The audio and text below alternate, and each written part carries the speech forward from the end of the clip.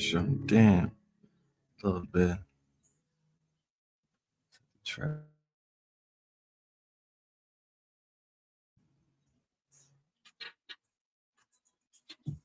It's early morning. Get early morning burgers to get the worm.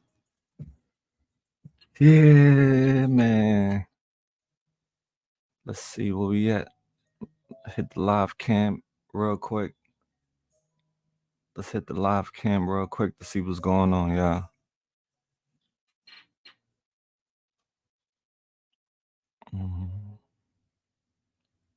Share screen. All right, let's see what's going on out there. Good morning, y'all. What up?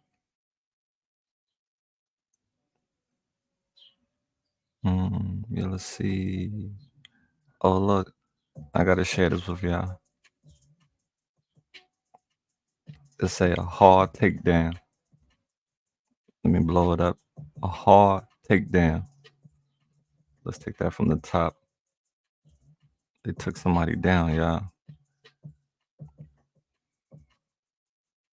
Look at this scene. Look at the cops. Damn. Wonder what happened over there. What's up, Simca? What's up, Larry? Good morning, y'all. Hard takedown. Let's play that one more time.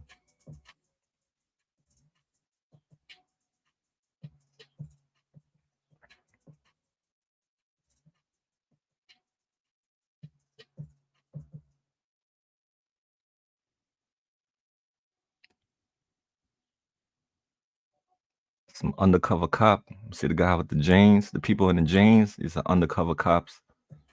Plain clothes. But you see they have on bulletproof vests. Let me take that from the top. They have on bulletproof vests. So that goes to tell you the type of environment that you're in. It ain't safe. It ain't safe. It ain't safe. It ain't safe. It ain't safe.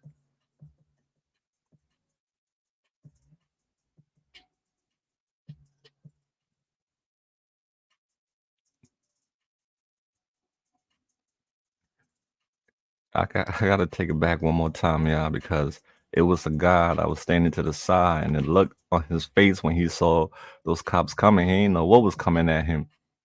Look at the guy on the left. Look, he was running. He was like, "Oh, are they coming for me? What's going on?" Because you know, a lot of people in Kensington got warrants. That's why they get mad at me when I be on live. They be like, "You on live?" Because they have people got warrants. People are looking for them. So when I be out there on my live, which I have all right to be on live because it's in the public, and you have right to film in the public. Everywhere you go, they have cameras. You have camera recording you without you even know, without your permission. You go into stores, you are being recorded. Everywhere you go, there are cameras recording you, but due to the fact they don't see it in your hands, so they don't have a problem with it. But there's a whole live camera filming Kensington 24 hours, 5 different cameras filming this. But when you are out there with a camera trying to, document the struggle, then it's a problem for some people.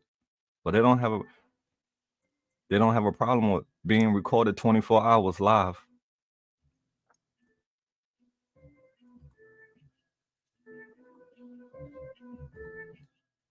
There is cameras everywhere you go. You're being recorded secretly and you don't even know it. What's up, y'all? Greetings to the fam. Honeybees in the house. How you doing, honey?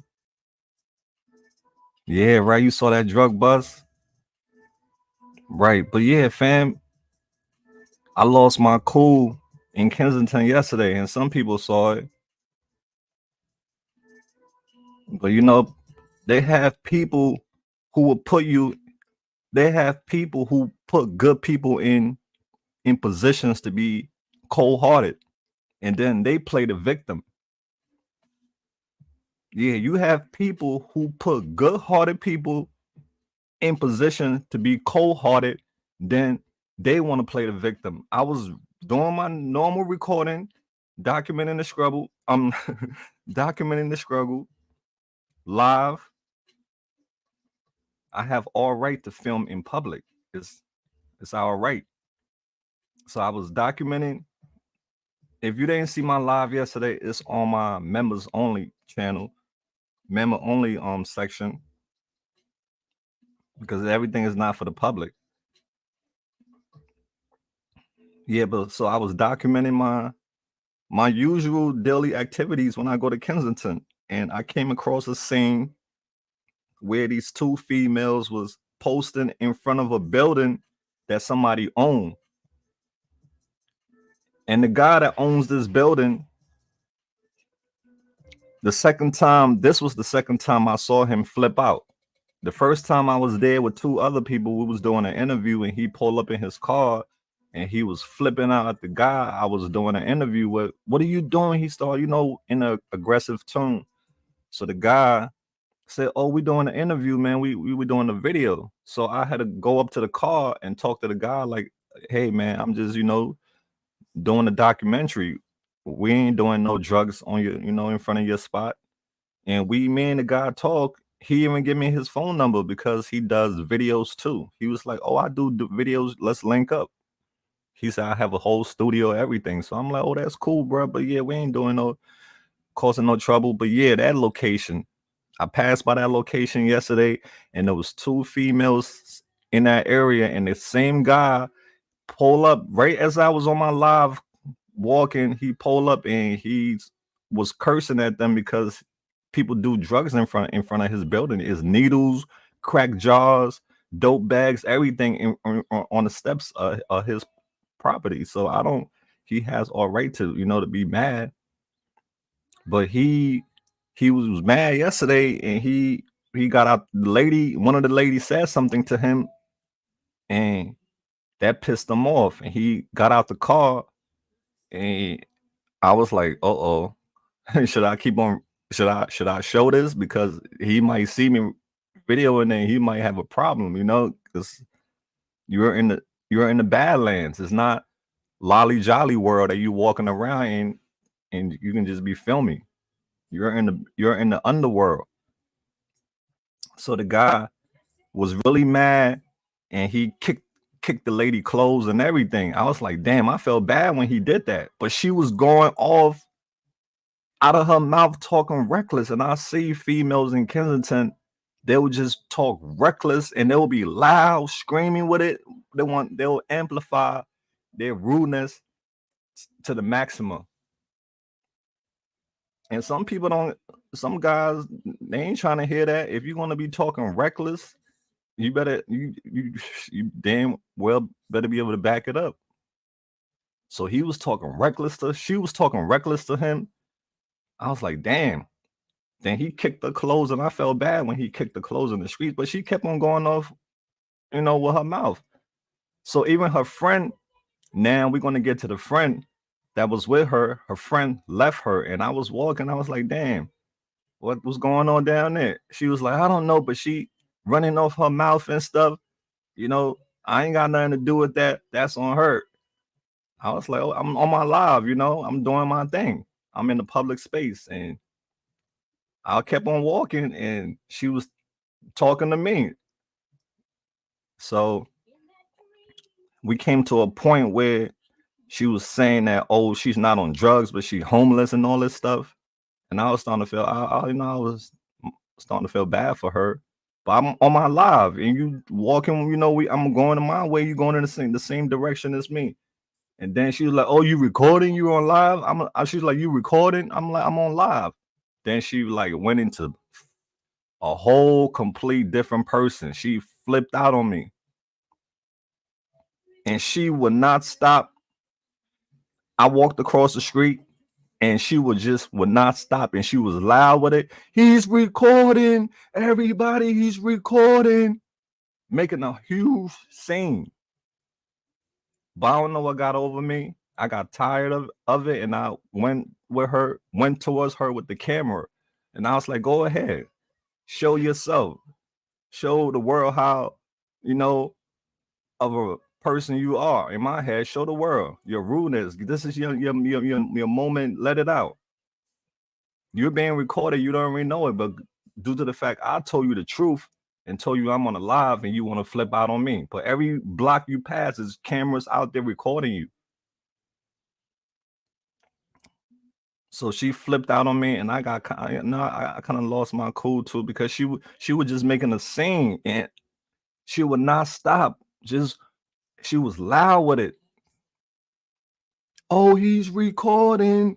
He's out here recording. You start cursing, all kinds of foul stuff she was saying to me. And I kind of like, I lost my cool. And I went towards her with the camera. And me, when I get mad, my words, I stumble on my words because I'm mad. And I don't know how to express myself with words when I'm mad. So I'm going to like not sound, like myself if I'm cool. That's why it's always important when you're in a heated debate or heated conversation, is you got to keep your cool, because if you don't, it's going to be hard for you. She let off a clip. She let off a whole clip on me, but she didn't know I got a bazooka.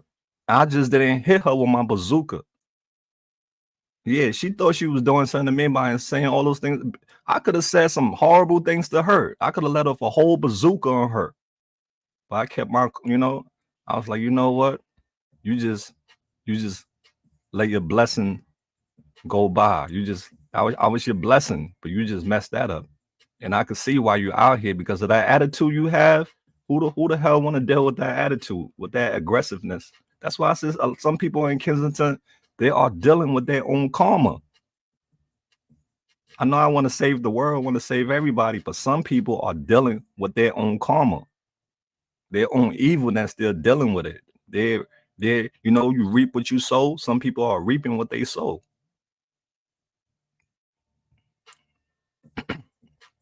But they put good people in a position to be cold-hearted, and then when you flip out on them, and then you become the victim. So I got distracted. I got to stop getting distracted. It's so much distraction going on. Distraction on YouTube, distraction on Facebook, TikTok, out in the real world. So much distraction going on for content creator to focus when you have so many distractions. And you just got to keep your cool through it all, or else you'll lose it. Absolutely. Karma is no joke. People know when I go to Kensington what I'm doing. I'm not bothering nobody. I'm live. It's a live camera right now recording everything. You go into stores, you're being recorded. Anywhere you go, is cameras out there recording you. So why I can't use my phone and do the same thing? It's a problem. So now you know what? I'm gonna lie. I'm gonna be a liar. When they ask me, you recording? I'm like, nope, I'm not recording. I'm not live, because being authentic, being an authentic person in a horrible place is not good. Because when you be authentic and genuine in a horrible place, they'll chew you up like a sugar cane, because they think you sweet.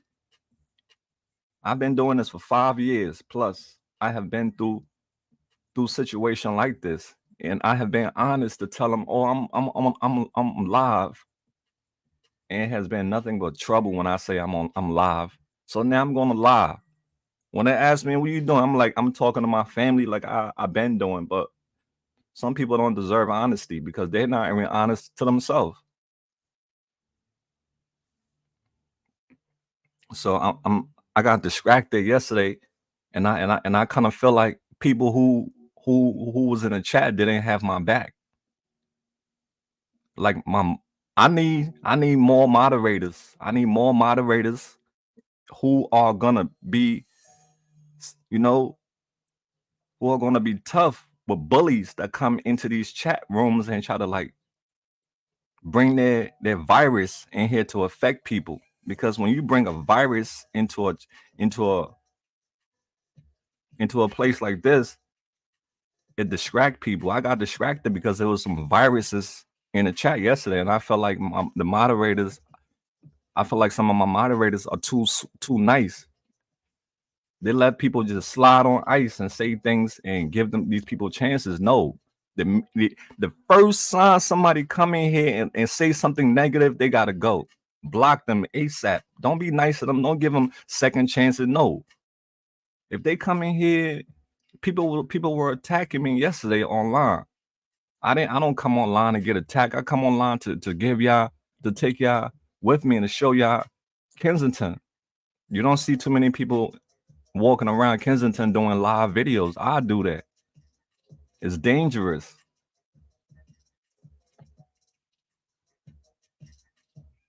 So I need some moderators who are gonna be, you know, ruling with an iron fist, who's not gonna take no crap from these people that come in here and want to, spread viruses. We gotta stop being so nice all the time.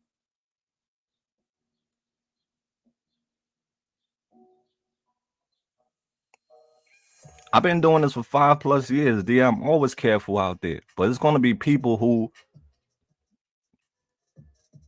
the day started bad. Well, I wouldn't say the day started off bad. It started off okay, but then the signs was popping up that it was gonna end bad. And I didn't pay attention to the signs. I knew it, I was aware of it, but I kind of got comfortable. I Yeah, I got comfortable. And I gotta realize I gotta stop being comfortable. I gotta go back to how I used to be, moving like a ninja. Because I'm not in Disneyland. This is not Disneyland. This is an underworld. It's a dangerous, bad place where people die every day. It's not Sesame Street.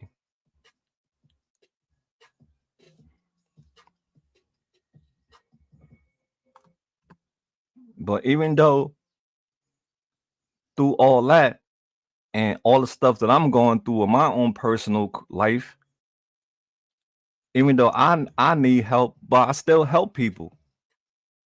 Even when I needed help, I was still helping people, and I'm still helping people. Even though myself I need help, but I'm still helping people.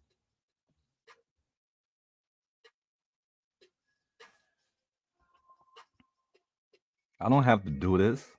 I'm not obligated to do anything for nobody.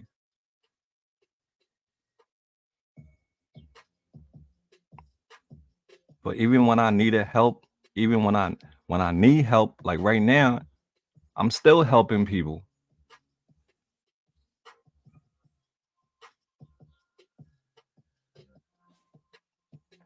But yeah, so that lady, she was going off on me. I had similar situation like that with the same thing. Another story, I was, we was doing a little tribute for Jason and Jessica, who got killed at the train station that day. Me and her family was out there doing a little tribute for her, and I was recording it to capture the memories and save the memories. And some lady was there. She started flipping out on me because I was recording. I was like, I'm not recording you. I'm recording these people. We have something going on over here. She was like, I don't care. You get, oh man, she went off, and these people, when they go off, they get loud, they get aggressive. Like, you can't do the same thing too, but you choose peace instead of war, because you know what war leads to. But people mouth are reckless out here. The internet, people are reckless with their fingers. Keyboard warriors, they behind the screen typing keyboard warriors like they're gangster, but they're not. They won't even walk, step a foot in Kensington, but they're keyboard warriors. Hold on, yeah.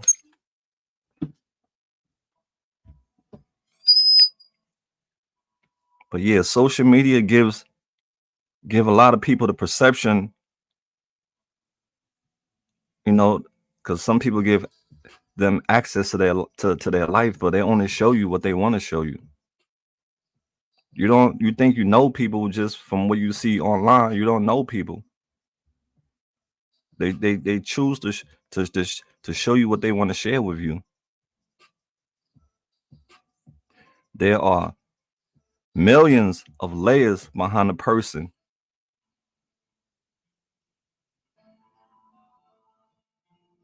Just because somebody make just because somebody posts certain things online doesn't mean you know that person. It doesn't reveal who they are. It just show you what they want you to know. And people online, they are vicious, disrespectful, and that's why a lot of people don't like to come online because you have to deal with a lot of trolls, keyboard warriors. So I feel like yesterday people I feel like I need some moderators who are gonna not play no games. When these people come, when I'm on a live and I'm trying to interact with y'all and I see stuff like that, it get distracting because now I gotta stand up for myself because I feel like nobody's standing up for me, and I'm giving free content.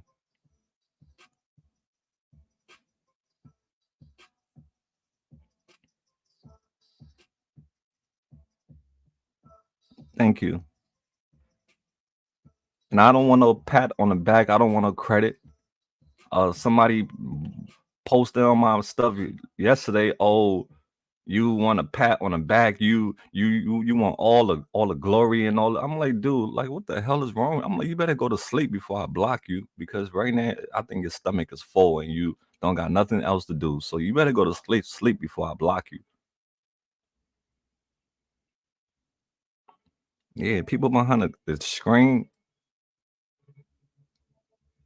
just just say whatever they feel like they want to say. Like I said, I have a folder on YouTube where if you go in that folder, the type of stuff that you'll see, you'll not even you'll hate humans. For real, you'll hate humans. And that's how some people are. They hate humans. They don't even want to deal with humans. They only want to deal with animals because human beings, people think, it's something I want to say, but I don't know. I don't know how to go about saying it. You know what they said? People say they are afraid of the dead, but some people are afraid of the living. Why be afraid of the dead? They can't harm you. They're gone. Unless you got some evil spirit, you did something to somebody and they haunting you. But yeah, be afraid of the living, not the dead.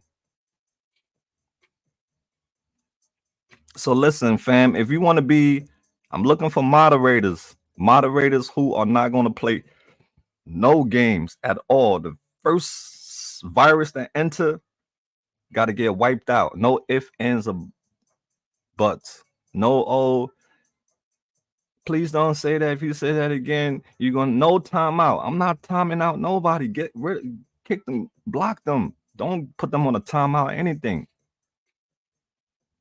Because that's distracting me. It's a lot that goes into what we do. You see, content creators are quitting left and right because this is mentally draining. It's hard work. It's a lot that goes on behind the scene that a lot of people don't know. They just, like I said, we just show y'all what we want to share with y'all, but you don't know what all that goes on behind the scenes. It's like a curtain. When the behind the scene, behind the curtains is a mess, but in front of this, when the show is on, everybody laughing, happy, crying or whatever when the show is on. But behind the scene, it's wires upon wires that's tangle and all kinds of stuff where you got to watch your step or else you're gonna fall and hurt yourself. That's what behind the scene look like. So just because people share certain things on social media doesn't mean the person has revealed to you completely everything. It's millions and layers behind it. But yes, but these some people come online just to troll people who are doing positive things, but they have people who put other people down, but their life is shitty. They want to bash other people, but they're not doing any better than these people, but yet they feel better putting other people down when they're not doing any better. They're not motivating themselves. They're not, chasing their goals and dreams. None of that, but they want to put other people down. Like their life is peaches and cream. We all got struggles.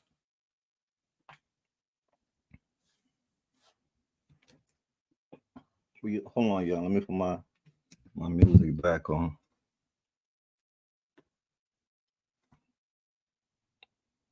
Yeah, it's very. Yes, it's very draining.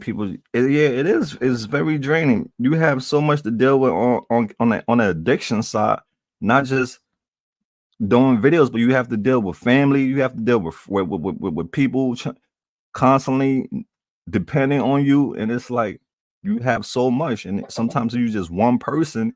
You cannot get back to everybody, help everybody, and some people when you don't help them, then they don't like you anymore. But they don't understand that you have so many other people to help, and you cannot get stuck on helping just one person over and over. I'm a train. I got to keep going, helping people. I can't just stop my at the one station and just stay there. I know I got to keep on moving, keep on transporting other people to get to where they need to be at. So I don't want people depending on me for the rest, forever. The goal is for you to get situated and for you to do the same thing that I'm doing. That's the whole point in this. It's not for you to keep depending on us. It's for you to get help and then help other people. That's the whole purpose of this. Each one teach one. We help each other. Then when you get situated, you help somebody else. It's not for you to just depend on people. And I'm saying that people are depending on us. They don't want to do nothing for themselves.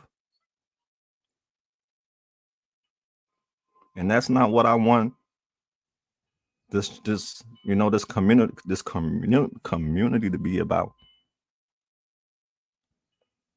Yes, we all need help, but we can't just not want to help ourselves neither and just keep on depending on other people to do everything for you. Everything. Oh, I need money. I need money. I need money. I need this. I need that. People get tired. I need money myself, but I hustle for my money. I'm going to sell clothes. I'm going to do things. I'm going to take gigs for my money. I'm going to grind hard for it. And we all grinding hard for our money.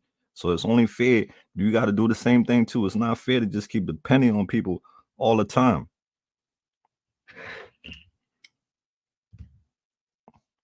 Hold on, yeah, this Bluetooth.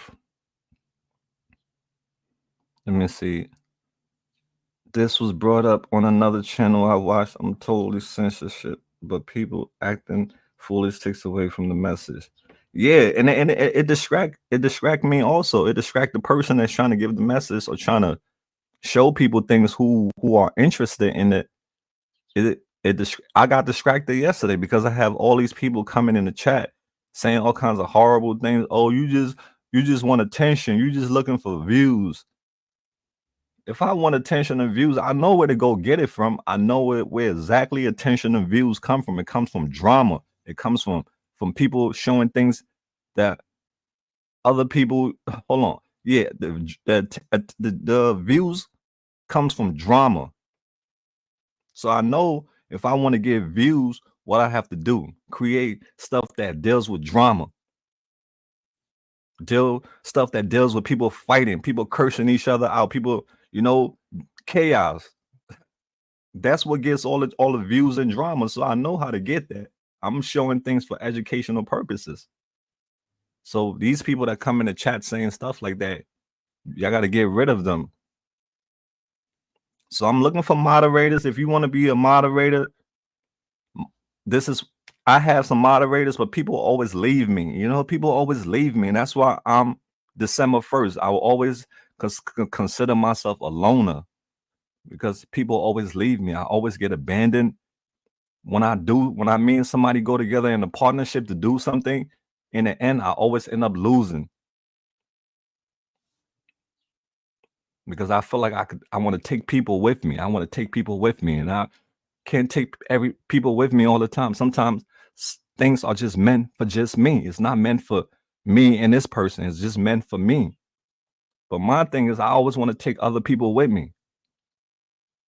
And then when I include other people, trust these people, then I get let down. When I give people chances, they let me down. And then in the end, I end up having to deal with with the consequences. That's not fair to me. So that's kind of stuff make me just keep building walls around me because I'm tired of getting hurt. I'm tired of trying to trust people and then they let me down over and over and over again. In the beginning, they will not present themselves like that. They will present themselves like, "Oh, Mal, we could do this. I got you." And I'll be like, "Okay, all right, let me trust you." Then when I trust them, they let me down. Then I'm like, then I have to deal with the consequences. That's why I'm used to being alone. I'm a loner because I always at the end you always gotta have your own back because what they say your shadow leave you right at a certain time of the day.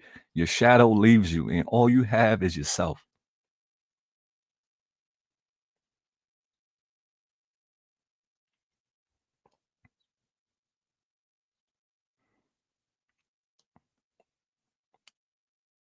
You know, at the end, all you have is yourself.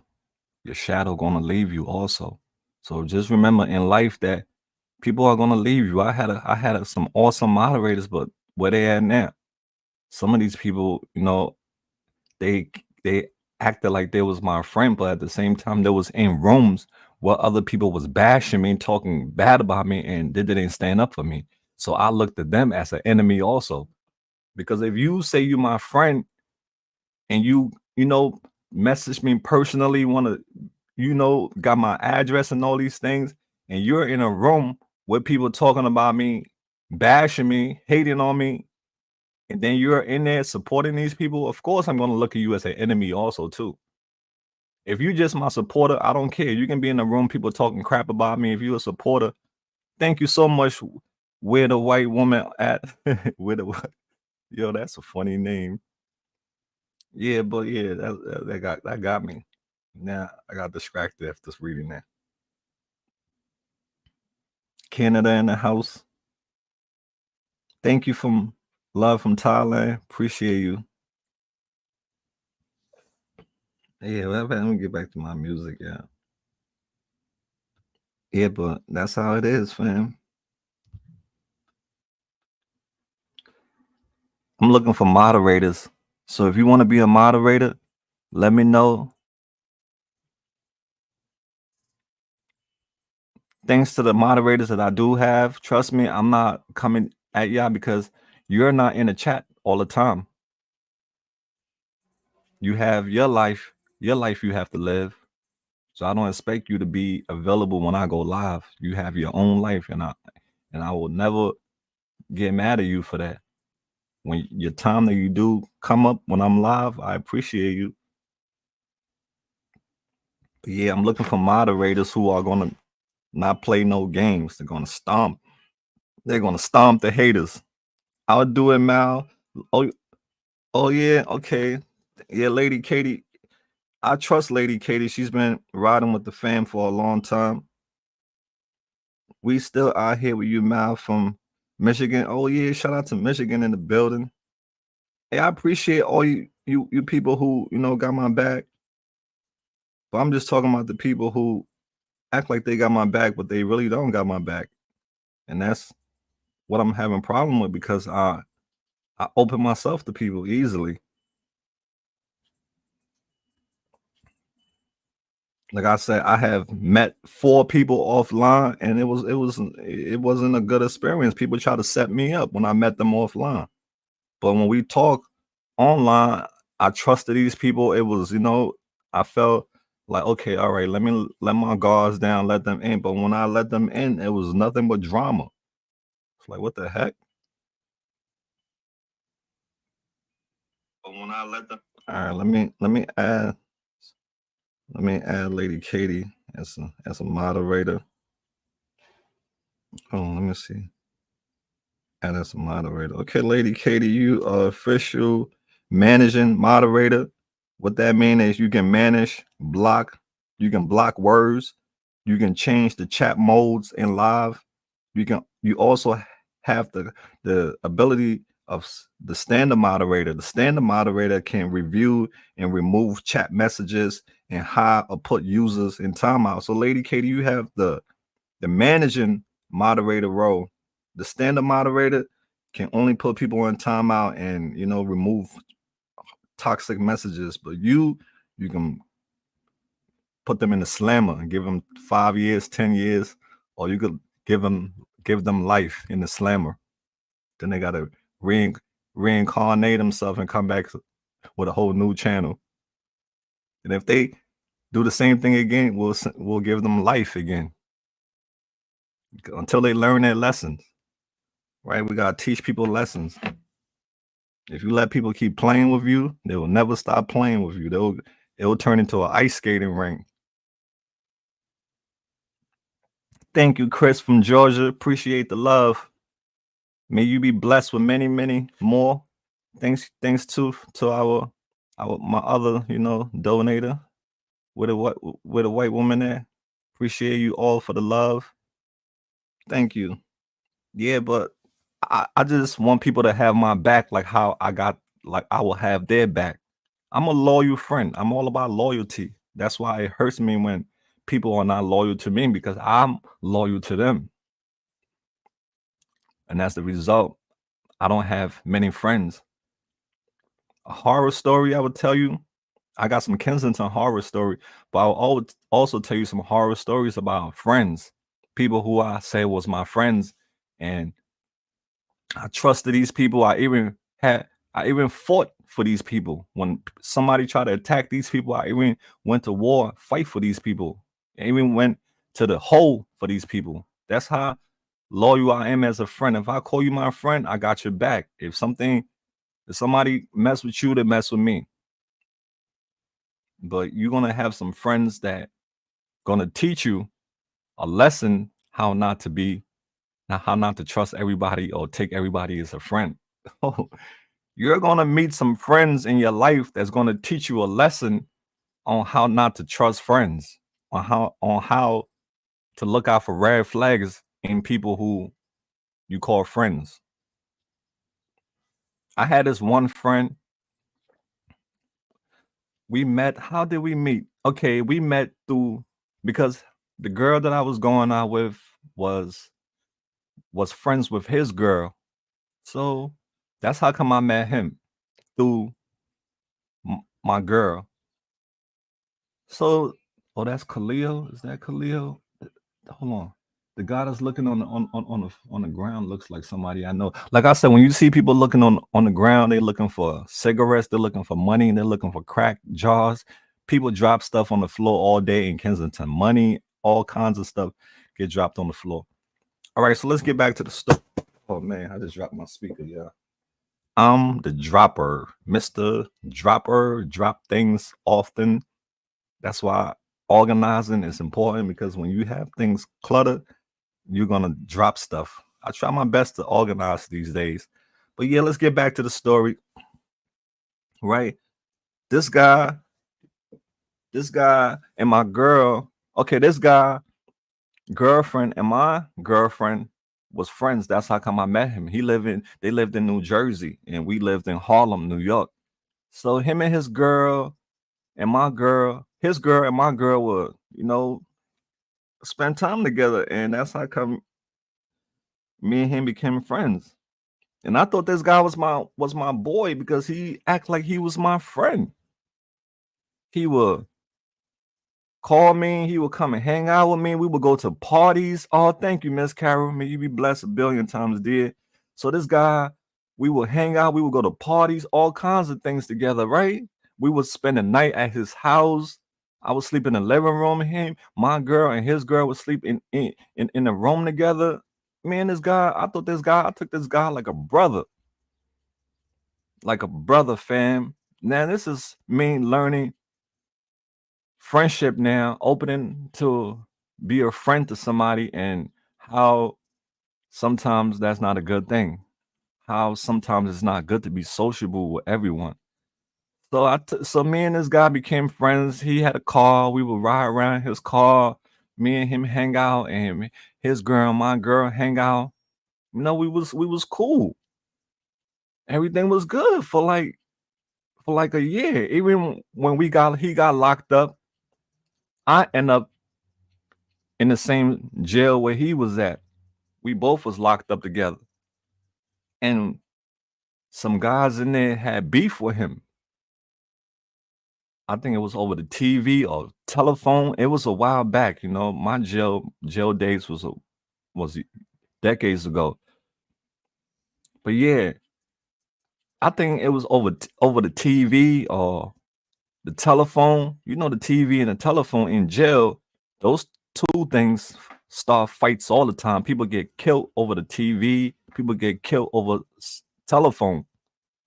Some people act like they run the jail. They want to watch. They want to hold a remote control and only watch the show that they want to watch. But mind you, we have two sets of TV in jail. They have the TV for the Spanish people and they have the TV for the black people. But we black people, we always want to be tough. We always want to act gangster, want to act like we control stuff. So he was the type to act like he controls stuff and act gangster. So I guess a guy in there had problem with him over one of these things, either the telephone or the TV, and it was like the evening time. We was all going about our regular day on the block, and shit was about to pop off. Him and the guy was arguing. Then I knew it was about to get ugly because the guy was like, "Okay, I'll be back. I'm gonna go wear my shoes." Cause he had slippers on. So the guy went and wore his shoes. So my boy went and wore his shoes too. And I'm like, damn, it's about to get ugly in here. The Spanish guy, he got his boys, his friends too. He got his crew in there. So my boy I got his bag. It's only me and like another guy. There's only like three of us. But that just goes to show you the type of friend I am. So my boy went and got his shoes and he came out. They were supposed to go in the bathroom to go fight. But before they even went in the bathroom, the other guy swung on my boy first. Boom, boom. And as soon as I saw him swing on my boy, I just ran in and attacked him because that's not fair. The plan was for us to go in the bathroom for y'all to get it on. You sucker punched them. So he sucker punched my boy. Boom, boom, boom. My boy, he's type of diesel. He got muscles. So he fell back. But then I rushed the guy. And we was tussling. We rumbling on the floor. And then COs and everybody came. We got pepper spray. Couldn't see nothing. Next thing, we went to the hole. The hole is you're in a cell by yourself. They call it a shoe. And you can be in there for 30 days, 60 days, 6 months to however long they want you to be there or how severe your case was. So I was in the hole because I had a fight defending my boy. All right. So that just goes to show you I had this dude back. So long story short, he got out before me.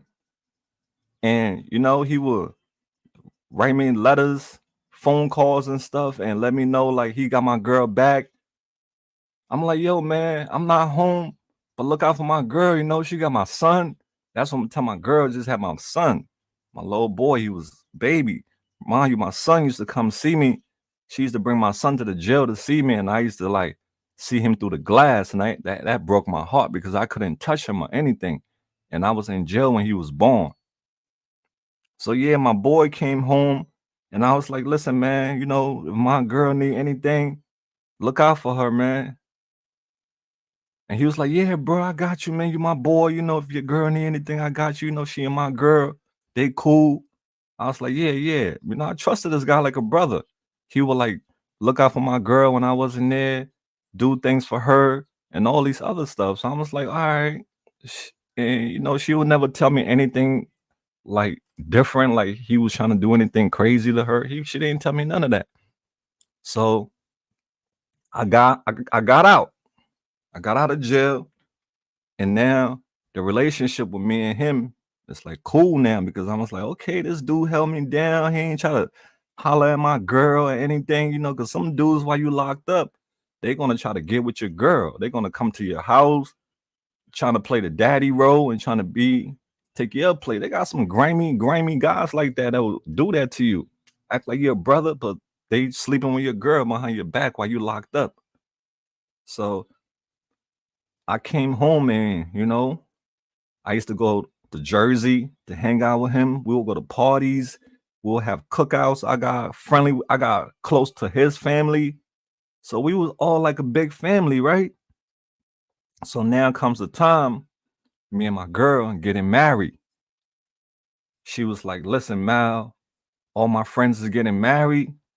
It's time for me to get married too. I'm not getting any younger. You're not getting any younger. Let's get married. I was like, damn, get married. I wasn't really 100% into getting married, but she wanted to get married because some females when they see their friends doing certain things and they feel like, oh, why I'm not married too, or why I don't have that. That's the type of person she was. She would like she would see what other people was doing, and that's what she wanted to do too. When her friends getting married, she was like, "Oh, I want to get married." I'm like, my mom was like, "Yo, Mal, you sure you want to marry this girl because y'all haven't had the best of relationship?" So I was like, Mom, yeah. So my mom, she was like, "Okay, son, if that's what you want to do, you got my blessings," and she gave me her blessing. So me and the girl was getting married. We had a big wedding. Limousines. Your boy Mal was in all white with his white shoes on, everything. She was a beautiful white dress on, everything, fam. I had my best man was my brother, but the guy who I'm telling you about who taught me a valuable lesson about friendship was one of my best men also. He stood in my wedding. Two of them, two of my friends that I call friends did me dirty in my life. That's what the word friends has a END inside of it. It comes to an end. If you're not a true friend, it's going to come to an end. I had two friends who stood in my wedding. These guys would come to my house and everything. My wife would cook for them. We'll eat together, laugh, and smile in my face. They needed money. I would give it to them and everything. So let's get back to the first guy who was locked up. So mind you, I told you I came home and we start hanging out and we doing all these things together. Now I'm married and he's standing in my wedding, right?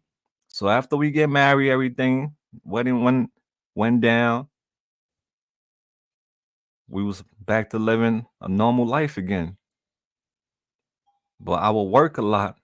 While I'm at work, this guy now, he drive trucks. So the trucks that he drive takes him a route through New York. But he lives in New Jersey, but the trucks that he drive takes him on route through New York to make deliveries because he like do school deliveries and stuff like drive trucks that deliver food for schools and stuff. But yeah, so he would make stops at my house when I wasn't there, right? So my girl would tell me like, "Oh, your boy came here." I was like, "Huh? But why he keep coming here while I'm not here though?" She was like, "Oh, he just stopping by just to say hi and all this stuff." I was like, I thought that was kind of like off because I'm not gonna be visiting my boy when he's not around and his girl is there. But the stuff that she told me was, "Oh, me and his girl is friends, so me and him we friends too." That's the way she hit me with. Oh, due to the fact him and his girl, she's friends with his girl, so she's friends with him too. And I kind of like, okay, all right. So I kind of like took that bait. I'm like, all right, so yeah, that's fine. I guess so. That's fine.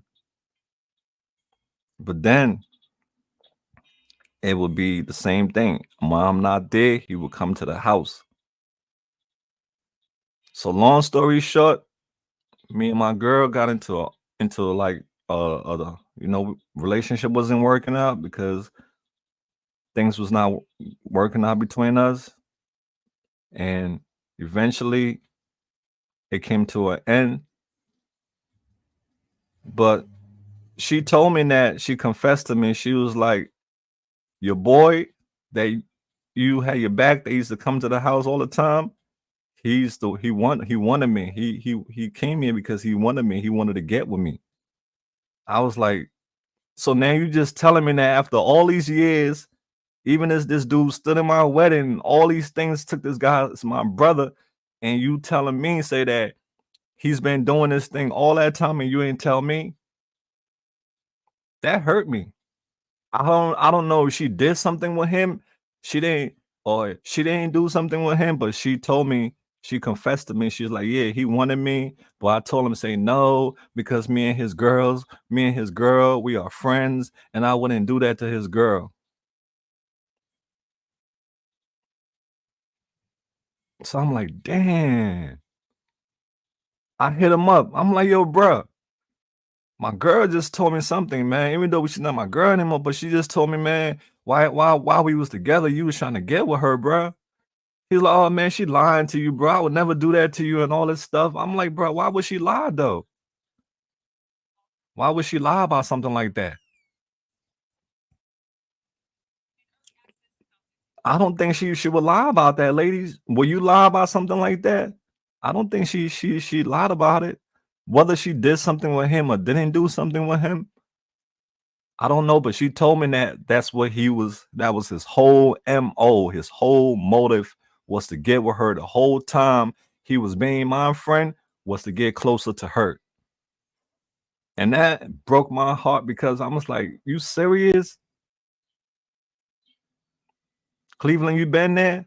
Mm, tell me about it. Don't it hurt?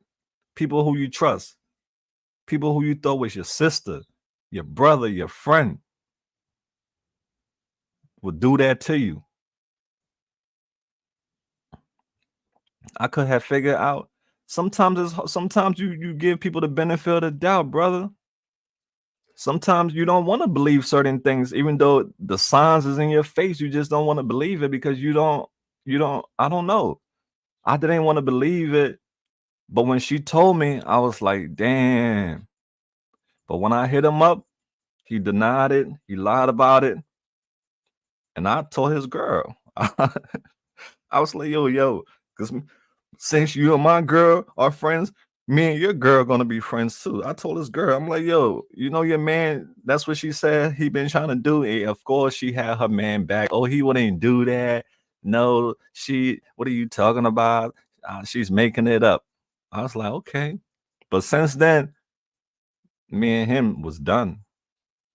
Whether she whether she told the truth or not, but I believe she told the truth because it added up while he was coming to the house, why I wasn't there, and all these crazy things. But yeah, he taught me a valuable lesson about friendship. And from that day, I haven't, for me to have a guy as a friend, bring him to my house around if I had a girl to bring the guy to my house around my girl, all that stuff. No, I learned a lesson. If you're gonna be my friend, you're gonna be my friend outside. But I'm not gonna bring you in my crib or your girl, my girl become friends and all that. No. Because all that stuff just create drama. Let me see. But yeah, loyalty is a very hard thing to find. And I'm a loyal person. I'm very loyal. That's why it hurt me when people be disloyal to me because I'm loyal to them. I would never do them like how they do me. But then I realized that not everybody have the same heart as you. Some people got cold hearts.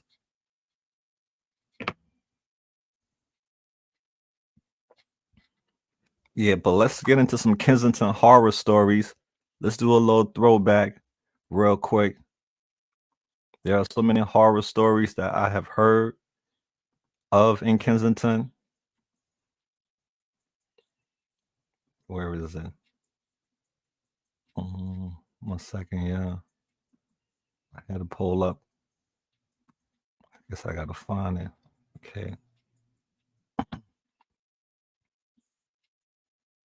But yeah, that's why I am the way how I am because of all the stuff that I have been through in life. You learn from your mistakes, or you learn from your experience. So let's do a little throwback.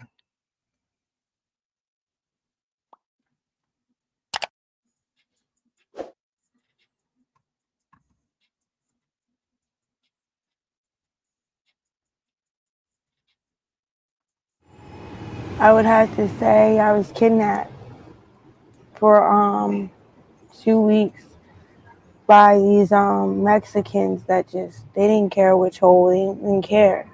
I was literally ripped open. I had to get 14 stitches when they came and found me. Did you report it to the police? Mm-hmm.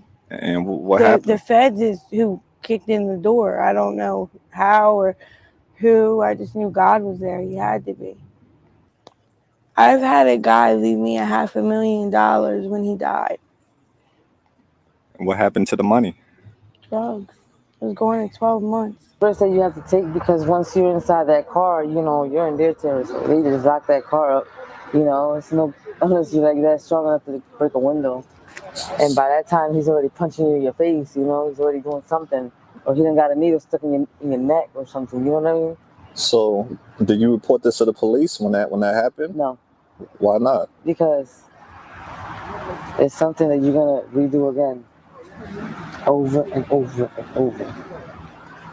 Because even people that owe other people money from the corners, they still walk by them like they don't owe them shit and try to actually go buy from them. You know, it's stupidity.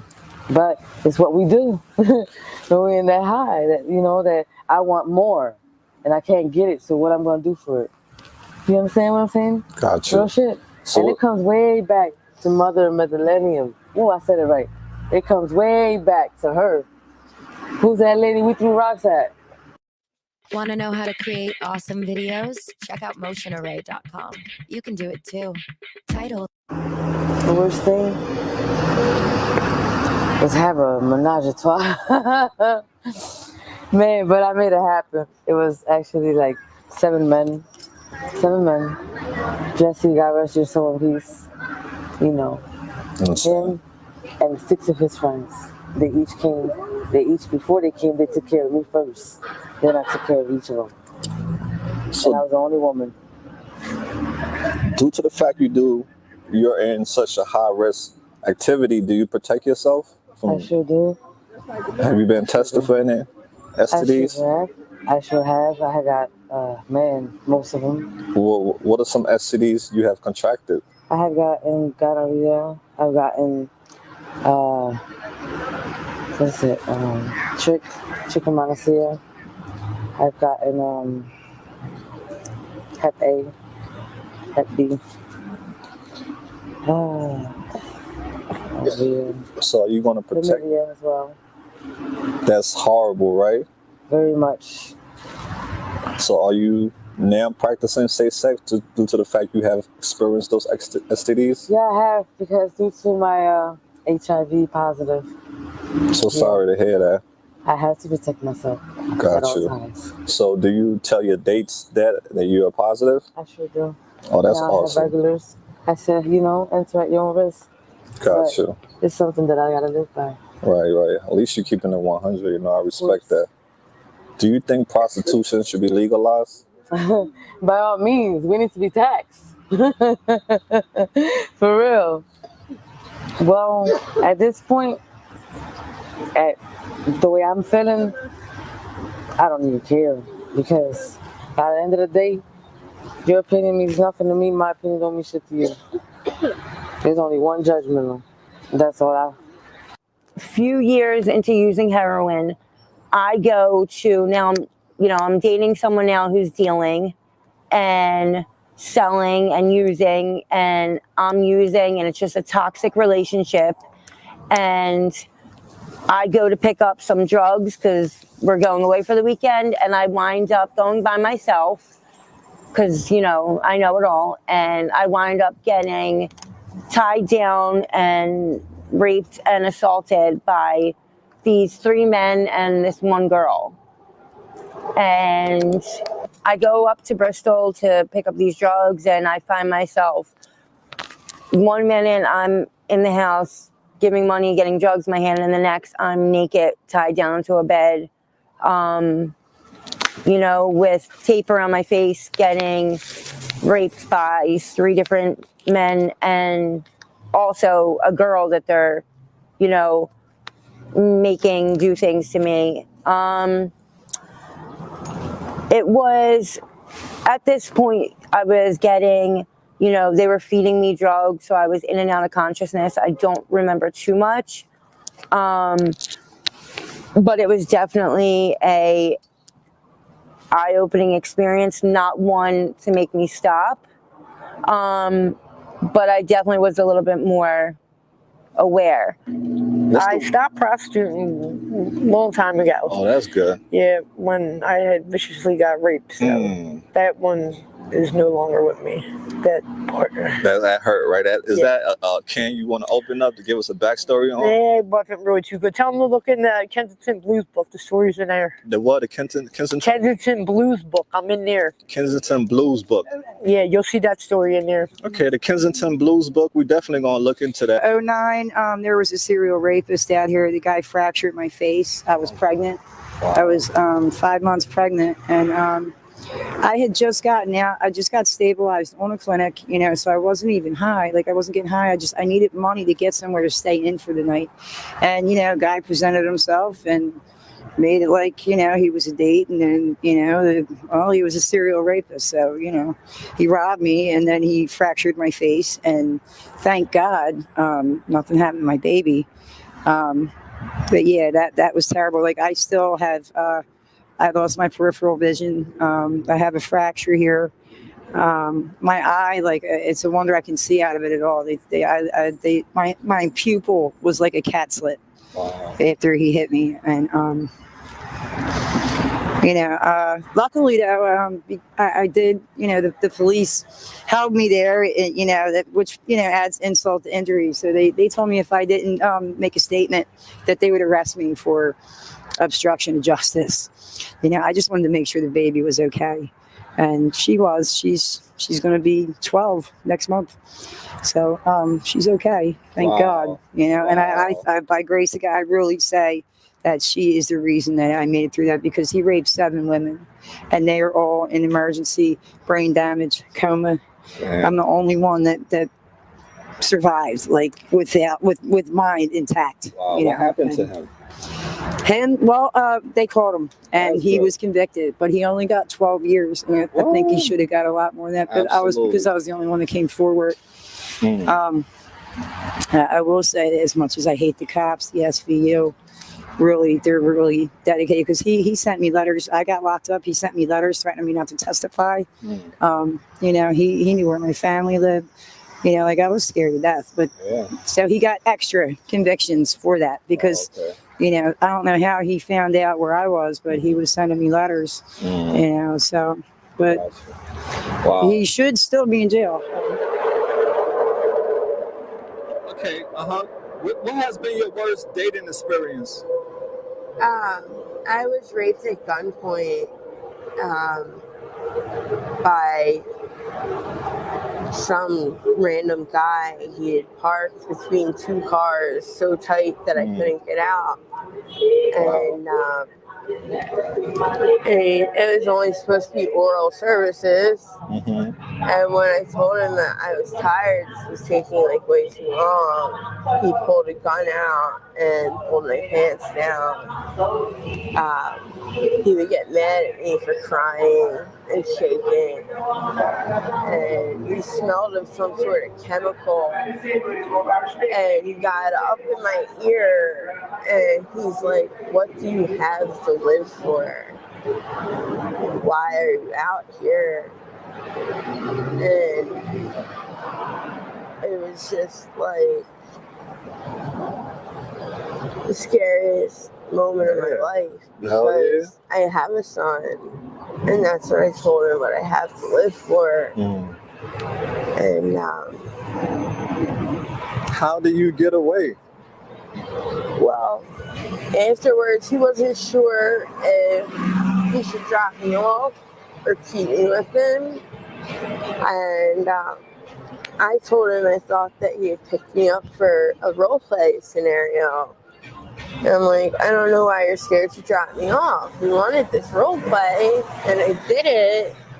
Why would I go to the cops, man? I'm a prostitute. Like, So that's why you didn't go to the cops. You didn't report him, right? I did go to the hospital, and they gave me a hard time about getting a rape kit. And it just felt like people think that because someone's a prostitute, they deserve these situations.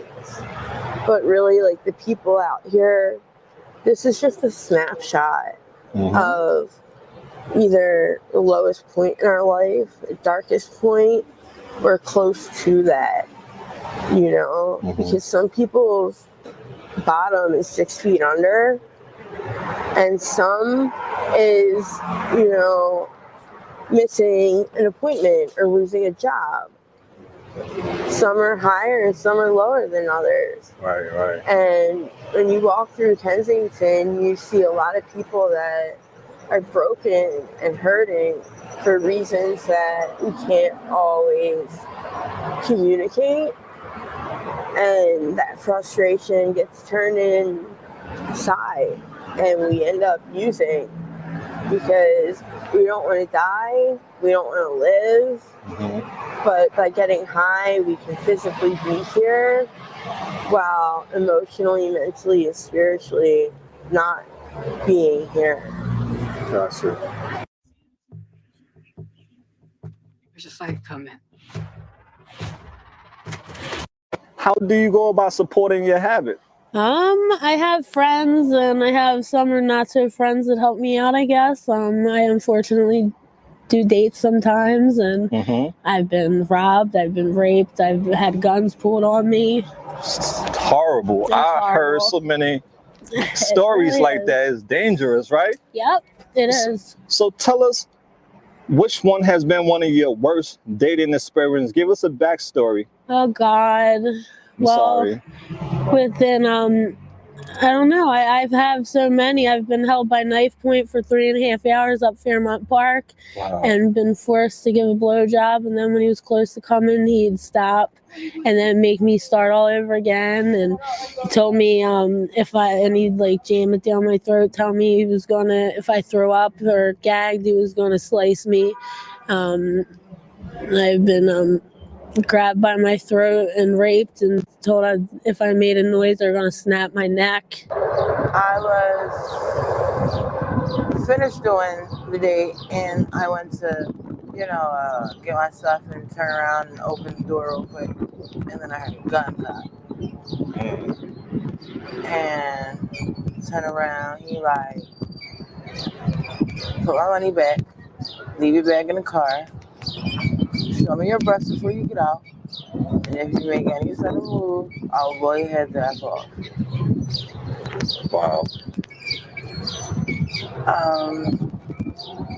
And then also there was like this guy, he put a knife like below her, like down, like on his leg, like showing me the knife. Like, if I were you, I would get out the car right now and run fast. Wow. And those were the two experiences I had. I'm glad to say I really ain't have too many other.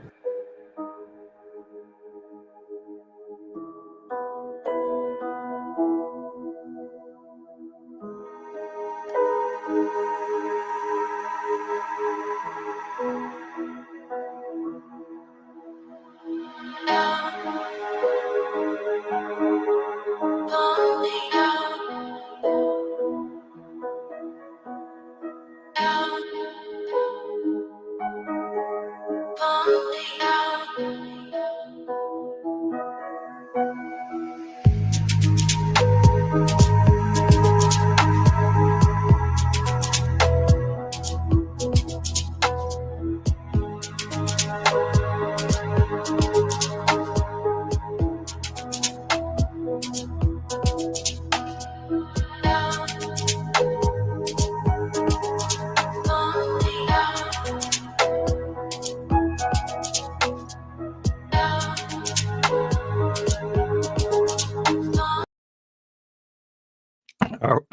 Excuse me. Yeah, fam, that was a little walk down memory lane. I'm sorry if I brought back some trauma, but we have to talk about the uncomfortable things, remember. And I feel so heartbroken hearing about where the cops going now. Okay, I thought they was about to do another takedown.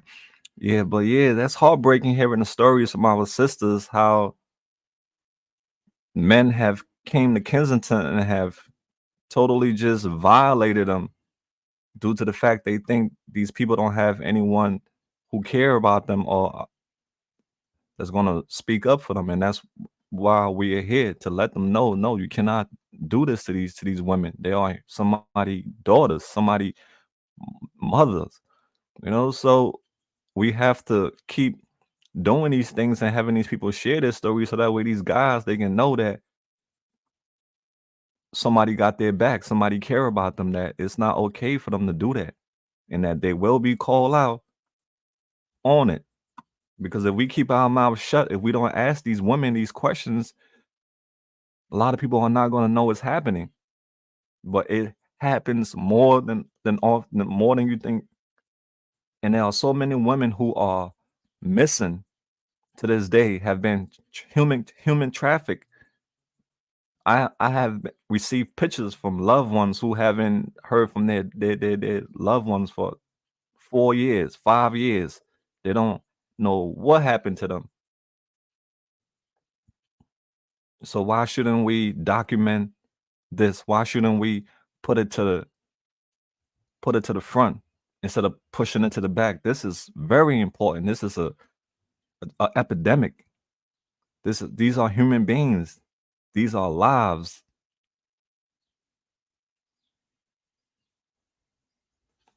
Yeah. I'm stop putting the music because I start getting too many copyright strikes. People start, taking my videos down. It was a whole bunch of issues with the music. When you use other people's stuff, they got, they want credit for it or they want you to pay them for it. And I was using these people's music without paying for it. And at the result, I got a bunch of copyright strikes. And a lot of my videos, the revenues was given to the person who owns the song. Even a lady messaged me and she was like, "Oh, my son, he does music. Can you put one of his music in your video?" So I'm like, okay, it's cool. I'm not gonna get hit with a copyright strike. It's one of my supporters, so I'm doing something for her son. She like, "Nah, you're not gonna get hit with a copyright strike. It's cool." So I end up doing the video, putting it on my video, and the next thing, after like a month, I got hit with a copyright strike. So whatever revenue that video made, it went to her son, and that was not cool. And now that's the reason why I try not to, use other people's songs. Because if you do a video, you use their song, whatever money that video make, it goes to them. You don't get nothing because you use their song. So there's a whole bunch of issues behind the scenes with YouTube. It's very frustrating. Like my situation right now, my other channel now out there, I'm having issues with that one with YouTube. It's like it's always something, man, and you cannot catch a break at all. Every time you're making progress, it's something that comes in the way. Oh, you're not using real videos. There's always some type of stuff that they saying you're doing, but you're not doing it. So it just gets frustrating, fam. And you gotta have more than just one channel. All of y'all who got one channel, you're playing a deadly game with just one channel. You have to create more than one channel just in case these people take away your channel. You got something to fall back on. It has happened to me 3 times. They took my Facebook away. I had 200,000 people on there. They took that away. I had my other one, my Facebook, with all my pictures from mine. Before I even started doing this, I had all my memories. They wiped that page away. They wiped my Instagram away. So these people can wipe you away anytime from social media. If you do anything that they don't like, pretending to their guidelines, they will wipe you out. And then you got to start back all over. And that's frustrating for some people, having to start back from zero and make you just want to quit. But yeah, it's a whole bunch of things that goes on behind the scene, fam. It's very frustrating. And when you build your channel up to become big, You don't want to lose your channel because these people can take your channel away from you just like this in a snap. You can lose your whole channel. So you have to be very careful. Like I posted that video with that guy arm and they hit me with a violation. I had to like write them and show all these different proofs that it's educational purposes before I was clear. But it's stressful, y'all. It's very stressful doing content. All right, so that's why I say any content creator who comes to Kensington that wants to document Kensington, I want y'all to welcome that person with open arms because not too many people will last long doing this Kensington thing. Not too many people will last long. Look, I've been doing it for 5 years and I'm still going, but it's not. It has damaged me mentally. It has damaged me mentally, y'all. Real talk. Sometimes I just feel numb. Some days I feel numb because it's so much hurt. And if I will consume all that hurt, I'll be in a billion pieces. So you have to be numb sometimes because if you're not numb sometimes, you'll be distraught because it's that serious.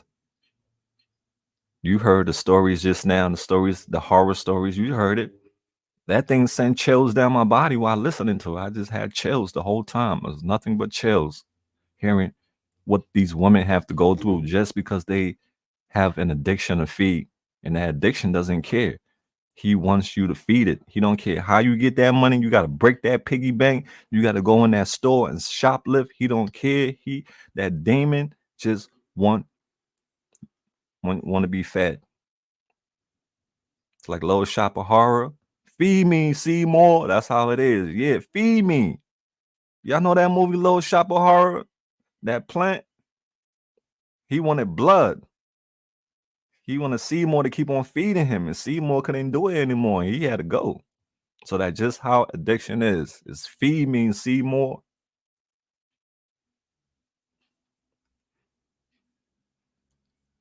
I can imagine that this is really hard for you, man. I don't know if it, yeah, absolutely.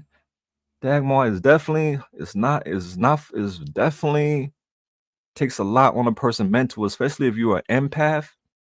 If you're an empath, you feel it more because you bring it home with you.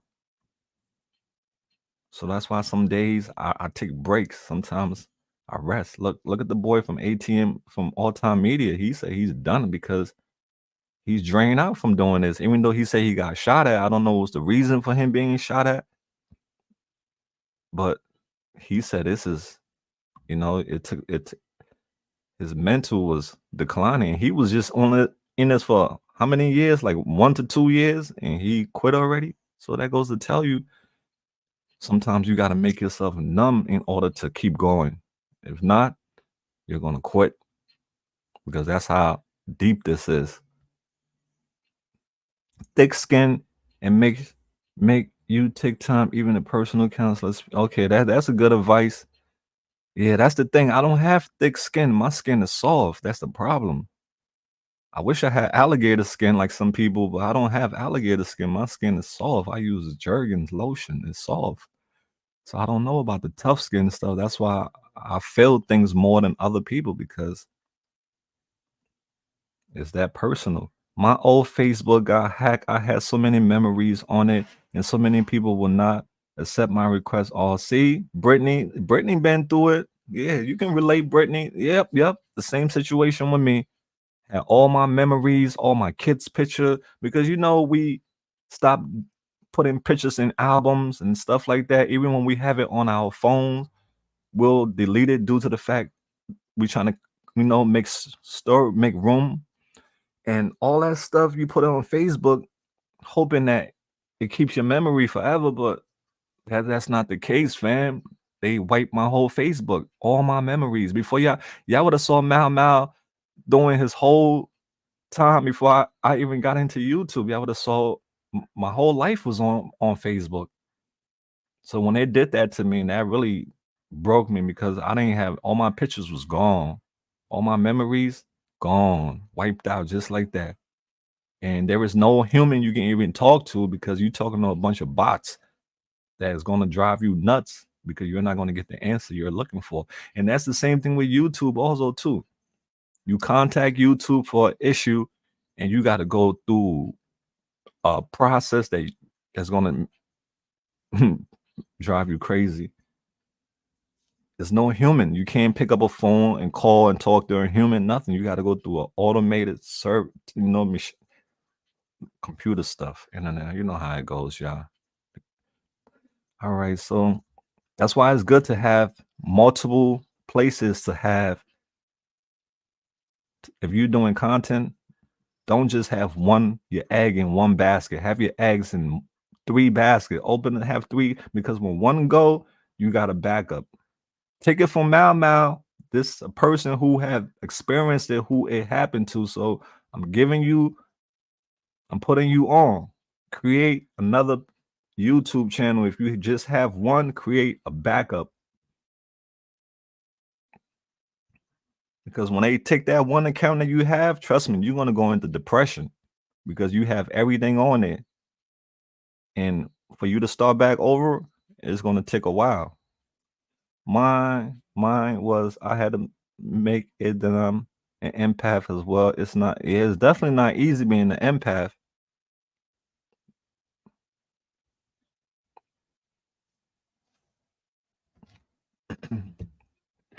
I'm so glad. Let me see what she said. I'm so glad my mom still has our. Oh yeah, Rob, you're blessed, brother. Yo, yeah, my mom got albums in her house, and that's how come I see some of my memories as a kid when I go to my mom's house because she has the album. She have the double decker album. You know, you go to your mom's house, she got that one corner where all the albums is just piled up on top of each other. Yeah, that's how it was back then, the albums. But we got comfortable with social media and just using Facebook as our portfolio and Instagram also as a portfolio, and we just put everything on there with hopes that it will stay there forever. But I learned the hard way. Yeah, I learned the hard way that don't do that, bro. Don't just put everything into one place because when it goes, you're gonna be really first sad and frustrated. Dami, it's wonderful. I saw all your interviews. Oh, that's sweet. Thank you, dear. That's amazing. You saw all my interviews. Oh, you're a champion. You are my number one. Thanks. Oh, you're a sweetheart. God bless you, dear. That means a lot to me. You really don't know how much that means to me. But yeah, fam, what time is it? Okay, I'm gonna be getting off soon. I have some videos to edit. Thanks to everyone who donated. Thanks to our to our fam for always showing love. Thanks to all the people who helped me out yesterday in Kensington, and thanks to all you wonderful people who always help me out. Is there any kind of education course like first responder, first focuses on the second hand and trauma? Oh yeah, we have some people that's going to be coming up and educating us on topic like you're talking about. I have some people behind the scenes who in touch with that. We're working on some stuff. They getting it together. They getting it together for y'all. So I'm giving them time to get their stuff together, and they're gonna come and we're gonna learn from these people, and we're gonna vibe. It's just not about Mal. It's about you also too. I want to hear you come up here and talk. All right. I want to hear you come up here and talk, and I'm just gonna be listening just like how you listen to me. I want to be in that shoe some days too, you know. So that's why I'm doing this because it's not just about me, it's about you too. So if you have a story you want to share, you can always share your story. If you have anything you want to share with us, that's what we're here for. There's some people I was supposed to reach out to, I haven't yet. It's just been so much, guys. And sometimes I just get burned out. And these people that I'm supposed to reach out to, I know they're like, yo, Mal forgot about me. I didn't forget about you. I'm just exhausted. So if anyone wants to share their story of it, like I said, it's not all about the drugs. We are human beings first before drugs. So your topic does not have to be about drugs. It could be about mental health. Let's talk about mental health. That's something that is not being addressed enough. Men also, their mental health is also declining, and we need to address men mental health matter too, as well as women mental health matter too. Let's talk about, if you know anything about mental health, you can tell us about it. So that's what we're here to learn from each other. Have a blessed day, Malcolm. Thank you, dear. I appreciate you. I'm gonna be dropping a video for y'all today. I'm trying to see how I'm gonna go about doing this with my other channel. I might just do 2 versions because I need something for my other channel too. And I was just doing it, the men and the women, that it's not working. It's just creating more work for me. So I'm just gonna, keep doing what I was doing before, putting all my interviews on AML Films and some on my other channel just to give it some rotation. But yeah, we're gonna keep it going.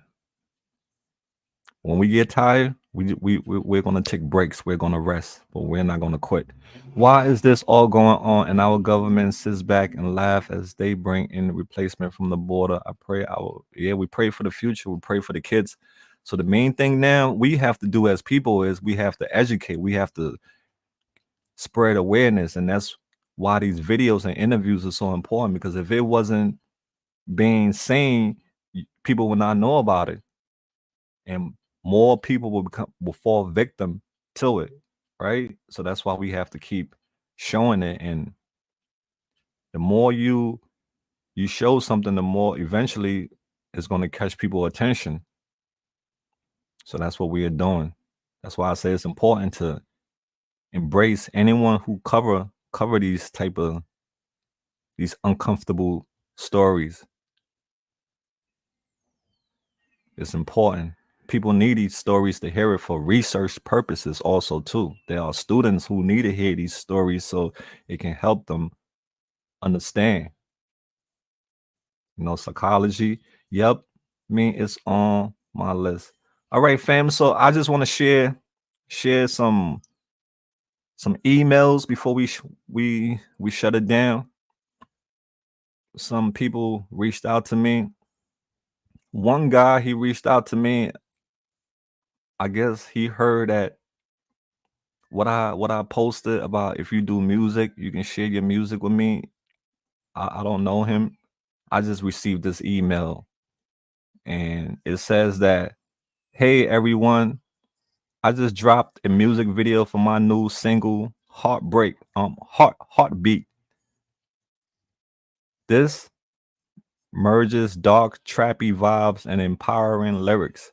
Appreciate the love and support over the years. I have another music video dropping this week and plenty of new music coming. Big love.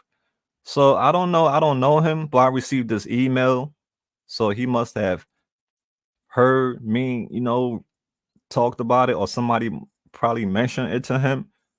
So let's check out his music video. Let's do it from the top. Let's see if we have a superstar on the come up. Hold on, y'all. Let's check out this guy who sent me this song. Let me see if y'all can see it. Okay, y'all can see it. Let's hear it out, y'all. Let's give him a chance, all right? Let's give him a chance. And I'll write him back, but like, listen, man, AML family, think you got what it takes to become the next big thing. Let's hear him out, y'all.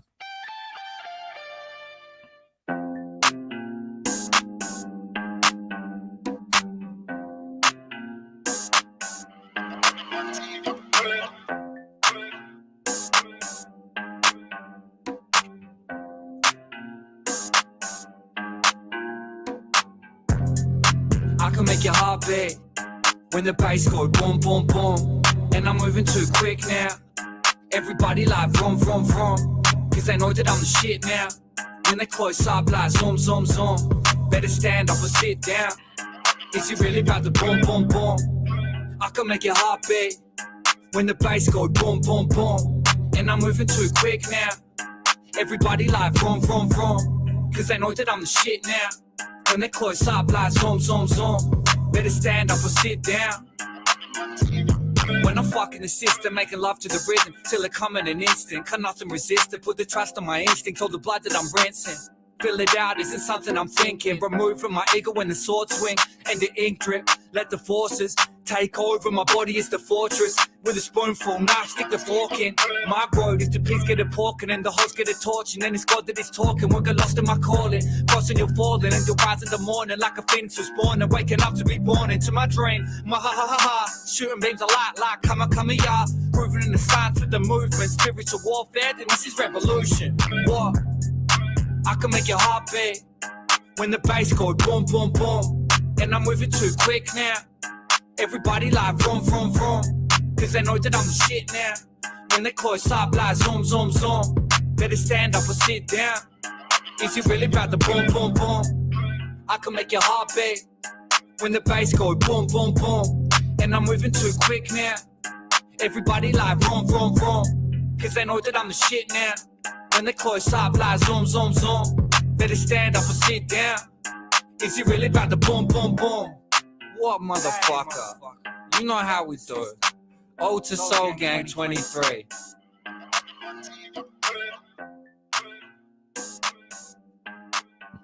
Okay, yo, what's his name? Hold on, yeah. So his name is A.L. Alta, the heartbeat. Hold on. What's that? What is that? I don't know where that came from. All right, so fam, yeah, his name is. Let me take that from the top, but we're gonna put it on mute and as we talk about his flow. Let me okay, he's in the back. Let me put that on low. Yeah, fam, yo, Alta, great job, brother. I'm digging it. The beat go hard, brother. It definitely got that boom, boom, boom. The AML fam, we digging it, fam. We like your style. I love the fact that you're chasing your passion, brother. Yes, you are the shit. You gotta think of yourself as it, not. All right, so yo, fam, that's Alta. His new song is called Heart. Hold on, y'all. Let me make sure. So yeah, it's called Heartbeat. I like the title. It has definitely a catchy beat that has a vibe to it. And he got a good style too. He got some flow. So some people say he sound like he's from the UK. Yeah, he got a UK type accent. Yeah, but thanks for sharing this with me, Alta. I share it with the fam. Hopefully they can support you, show you some love. All right, fam. Let's show your boy Alta some love, fam. Okay, so let's go. There's another email that I want to share with y'all, but y'all gotta hold on for a minute. I gotta find it first, all right? So while I look for it, y'all can look at this. Oh damn, I got out of my screen sharing completely. 1 second, yeah. Share screen. Yeah, it's an email. Yo, thanks to everybody for the super chat. Appreciate you all that blessed me today. May you all be blessed a billion times more for where that came from. So that way you can bless more people. So let's share this right here, and I'll find the other email that we're gonna get into, and then we'll wrap things up. Then I have to get to editing, try to put out some videos for y'all, some new videos. I interviewed some interesting people yesterday. All right, why is this on mute? My bad, y'all. Let's okay. Let me try to find like a spot that's got more activities. Okay, I think this one over here got more activity, so we'll share that. Oh no, that's that. Okay, if you just tuning in, let me see if you can see this. But if you just tuning in, this was a big bust that happened in Kensington. Not a big bust, but a takedown. I was showing this earlier, but watch this. Cops take this guy down, or this person.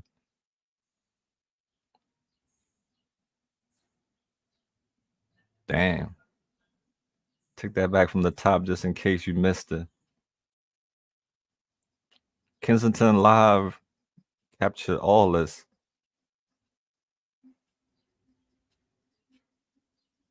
That cop almost fell. I wonder what. Oh, see, and then you got the cops in the mark. They in the marked car. That's undercover police, y'all. See this car right here at the bottom? That's an undercover car. So you have people in Kensington that look out for these type of cars because that's how they bust you undercovers. Because if you in the blue and white car, they're gonna know it's you. So they come in unmarked cars. You'll see police officer driving Hummers, driving Mercedes Benz, driving cars that you will not think that they are the police. That's how they bust you. So you see this car they pull up in, it's an unmarked car. That's how they catch people. So they must have probably seen this person selling drugs or made a drug sale, and he probably got some marked money, and that's how they catch you. They send an informant to buy the drugs, and then once you give the drugs to the informant gives you the money. The money has a mark on it, only a machine can detect, and they'll put that money under the machine, and the machine would show the that is the mark that they have on it, and that's how come you get busted for sale of a controlled substance. So you see the undercover cop. That's how they come too. They come in marked cars. You don't see blue and white cars coming unless when they call. But when it's a drug bust, they coming in like this. That's how they come in when it's a drug bust. Plain clothes, unmarked cars to distract you because you ain't gonna know what's coming at you. So this more than likely is a drug bust.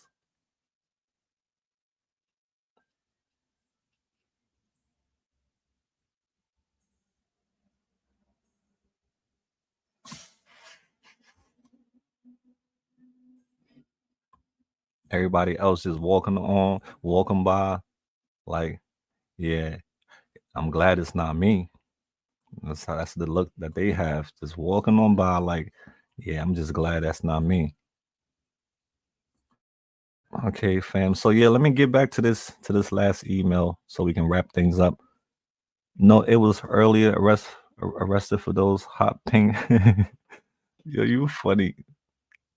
All right, so let's go to this. Let me find this email while y'all watching that. I'm gonna find this email. It's from, I think, our girl Nanette sent us another email. So let me go find it. I get lost in my messages, y'all, for real. Because I have people trying to scam that promotion I told y'all about, the Aquapina promotion. It was a scam. Yeah, it was a whole scam, y'all. These people wrote me a full letter with the people logo and everything, look official. Not knowing it was a scam, y'all. I went on Instagram because I was like, this sounds too good to be true. And I reached out to the people on Instagram and I asked them, I sent them the message that the scammer sent to me, trying to, gain access to my account so they can take my account away from me. I showed the original company the letter that they sent me from Aquapina. They was like, oh, I'm sorry, that's not us. It seemed like it's a scammer. I'm sorry. I was like, damn, I'm glad that I reached out to you, because before I reached out to them, I was going along with it because I really thought it was official. That's why I'm saying the internet is there's a lot of fake stuff on the internet. And if you're not careful, you're going to lose your whole account. I have seen people lose their whole YouTube channel because they clicked on a link that somebody sent them with some type of promotion or some type of offer, and they said they're gonna give you this amount of money if you put this on your channel and you following the steps that they want you to follow, they're leading you into taking your channel. That's what they're doing. They're leading you into steps of taking your channel. And that's what this person was trying to do. Lead me into steps of taking my channel. But God got my back. You know, no matter what evil that is set up for me, God always got my back. He always sees me through it. Yeah, because the first time when I got that email, I was like, wow, Aquapina. They sent me, it looks so official, fam. They sent me a media kit and everything explaining. Oh my God, it was believable. If you didn't do your homework well, this will get you. If you are a greedy person, this will get you, because they promise you they're going to give you this amount of money. They're going to deposit it into your account. If you do a video for them showcasing their water, I'm like, water, okay, we drink water, so I don't mind doing a video for you, giving water out to my people. But it was a scam to wipe my account. So I'll follow the steps that they was giving me, and then I read a media kit and everything, and I sent them my concept of the video that I was going to do for the water, and they sent me another email with the same thing again. I'm like, listen, but I already replied to you. Why you sending me another email of the same thing again? So that right there was a red flag when they sent me another email with the exact same thing after I previously replied to that first one, because I thought it was real. So that rose a red flag. And then I was like, oh, something not right. And I took the screenshot of what they sent me, the company logo, everything, their Facebook, everything. It was like legit, fam. That's how they get people on the internet. So I reached out to Aquapina. I sent them everything. They was like, nope, that's not us. I was like, wow, I almost fell for it, y'all. I almost fell for the bait. And this is the type of emails that I get in my email all the time. People trying to take my channel. And if you're not smart, they're going to get you. I've seen it happen to other creators.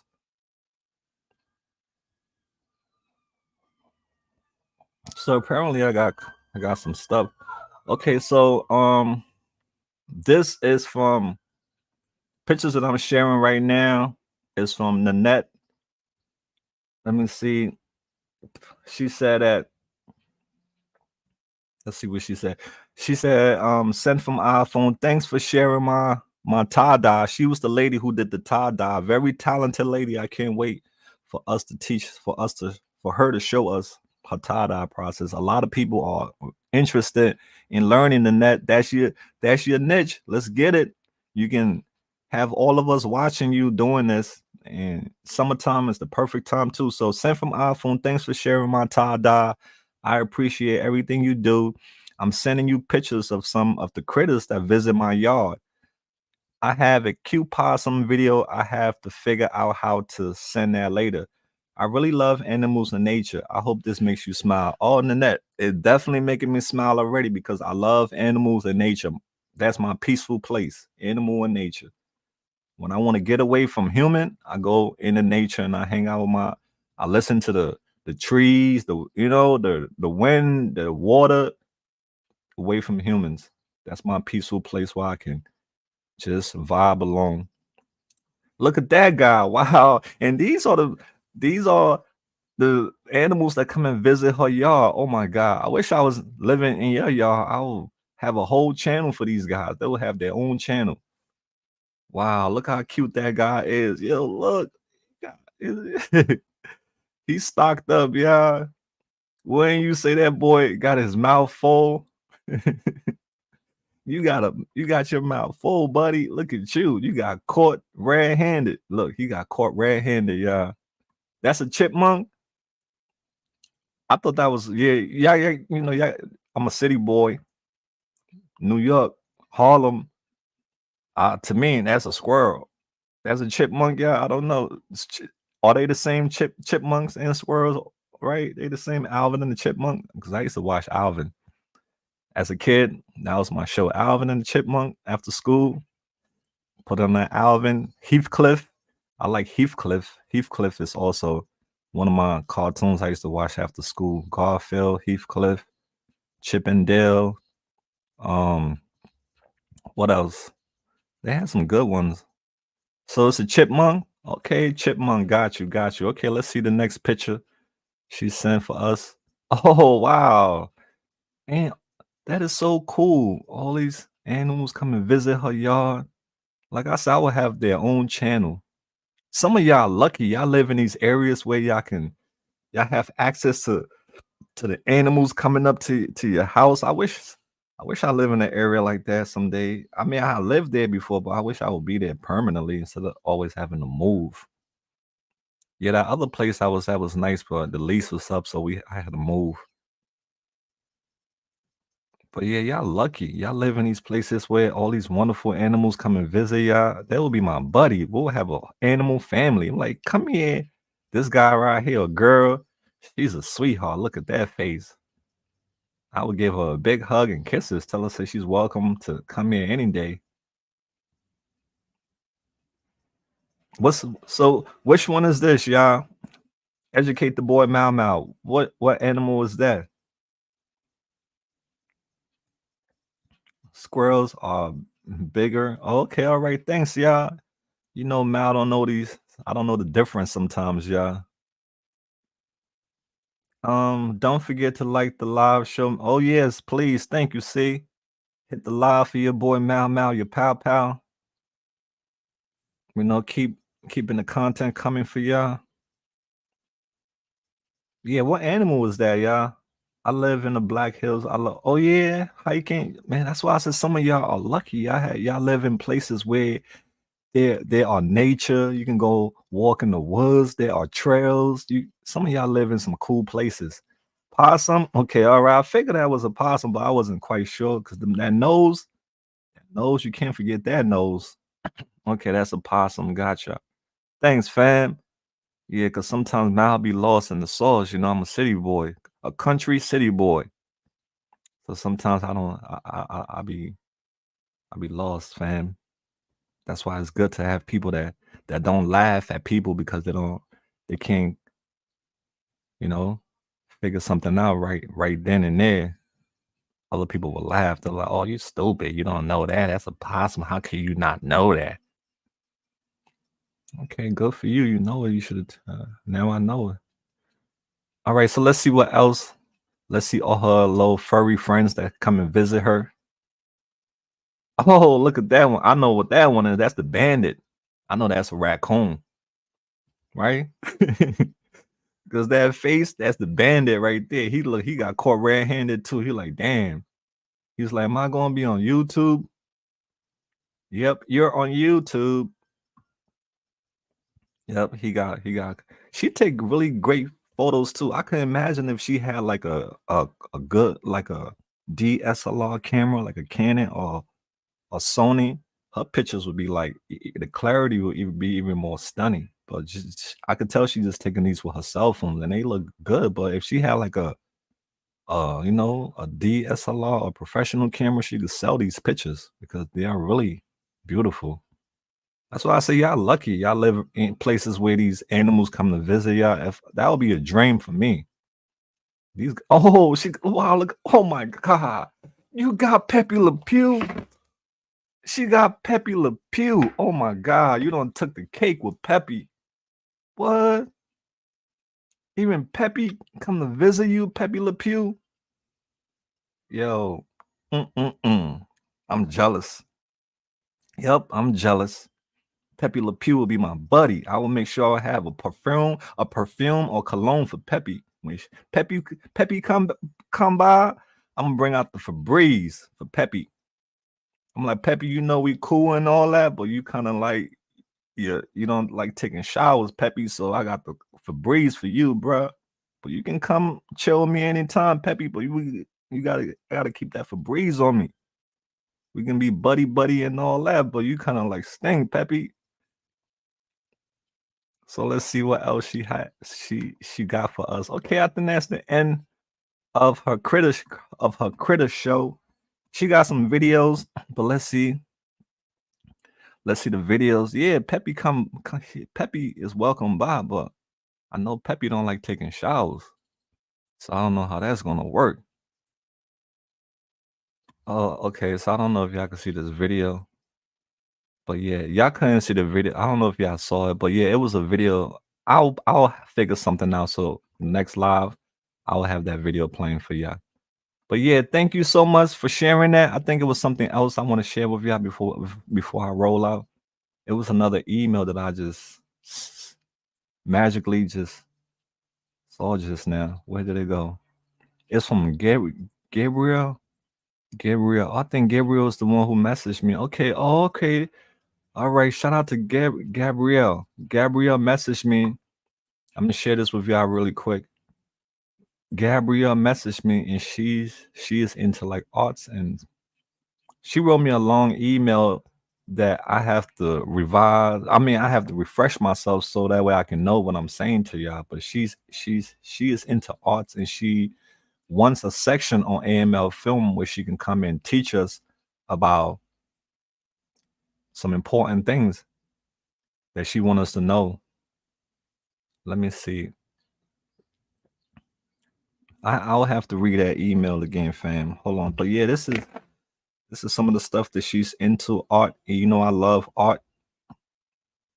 Let me go into my emails and dig and see if I could find the original message that she sent me. But like I said, I get lost in the sauce, y'all. I get lost in sauce. Okay, so she said, I think this was the first email she sent me. All right. So that's her right there, Gabrielle. Gabrielle, I'm sorry I'm putting you out there. You're gonna be on a platform anyway, so I just want to give the fam introduction of you, so that way when you come up, they'll be familiar with you a little bit. She said, "Hey Mal, good to hear from you." Oh, I think that was when I replied to her. I want to see her first message. Okay, she said, "Hi Mal." Excuse me, let me drink some water first.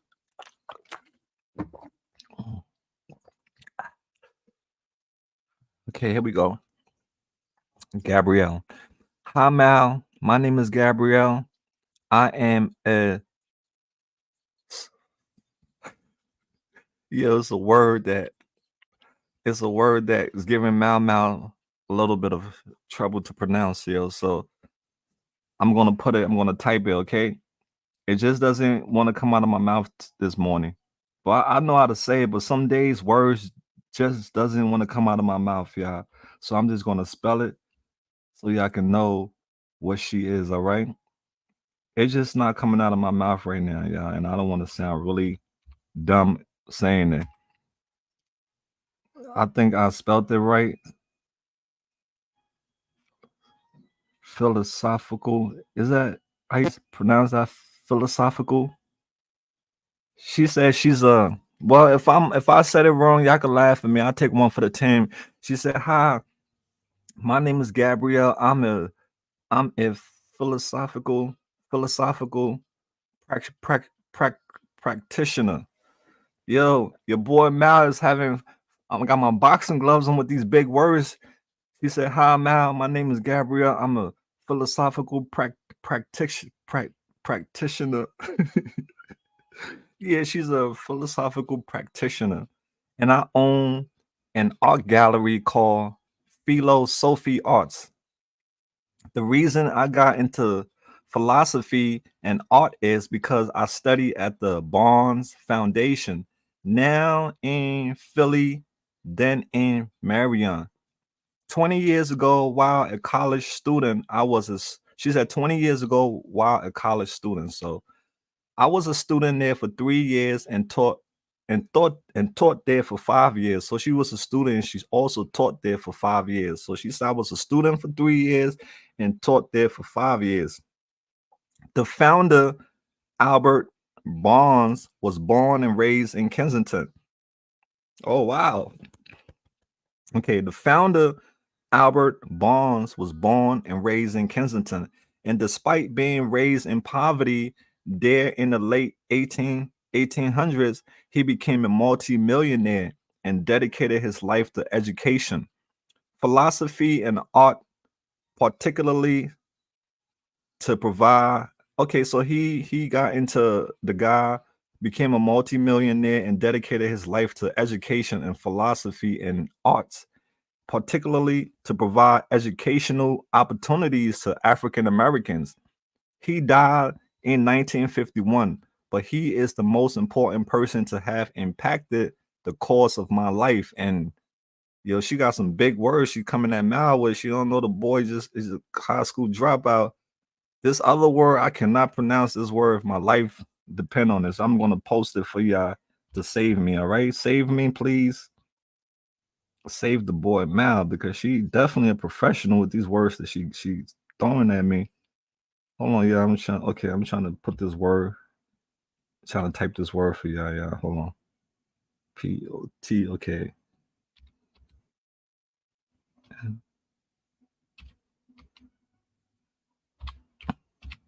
Okay, that's the word right there. She hit me with just now. Post.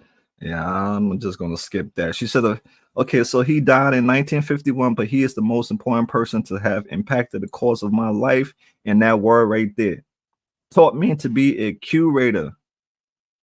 I have a special place in my heart for Kenzo because of him. And after watching lots of soft white underbelly interviews, I found all the Kensington channels. Your work has touched me the most, and your ministry feels deeply healing to me. After listening to all your lives over the past few days, I felt impulse to reach out. I would be interested in doing a session on your channel to talk about philosophy and art. Art is so healing to people, but not everyone is a maker. And many people don't realize how important it is to train our these words that she be hitting me with. Woo, you don't know Mal ain't set up for like that. She hit me with two other big words, fam. I'm not even gonna say it, but yeah, she said so that we can learn to appreciate the arts and to see beauty in small moments in life.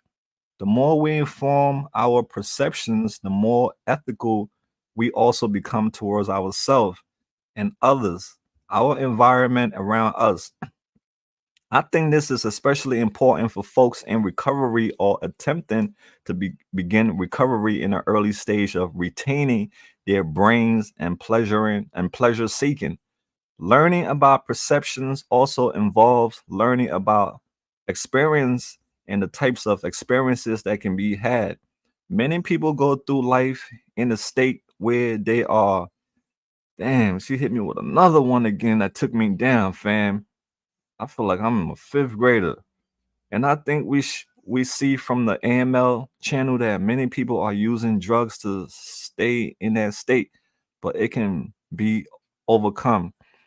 I especially like to introduce the life story of Albert Bonds to the rest of the AML family as an inspiration.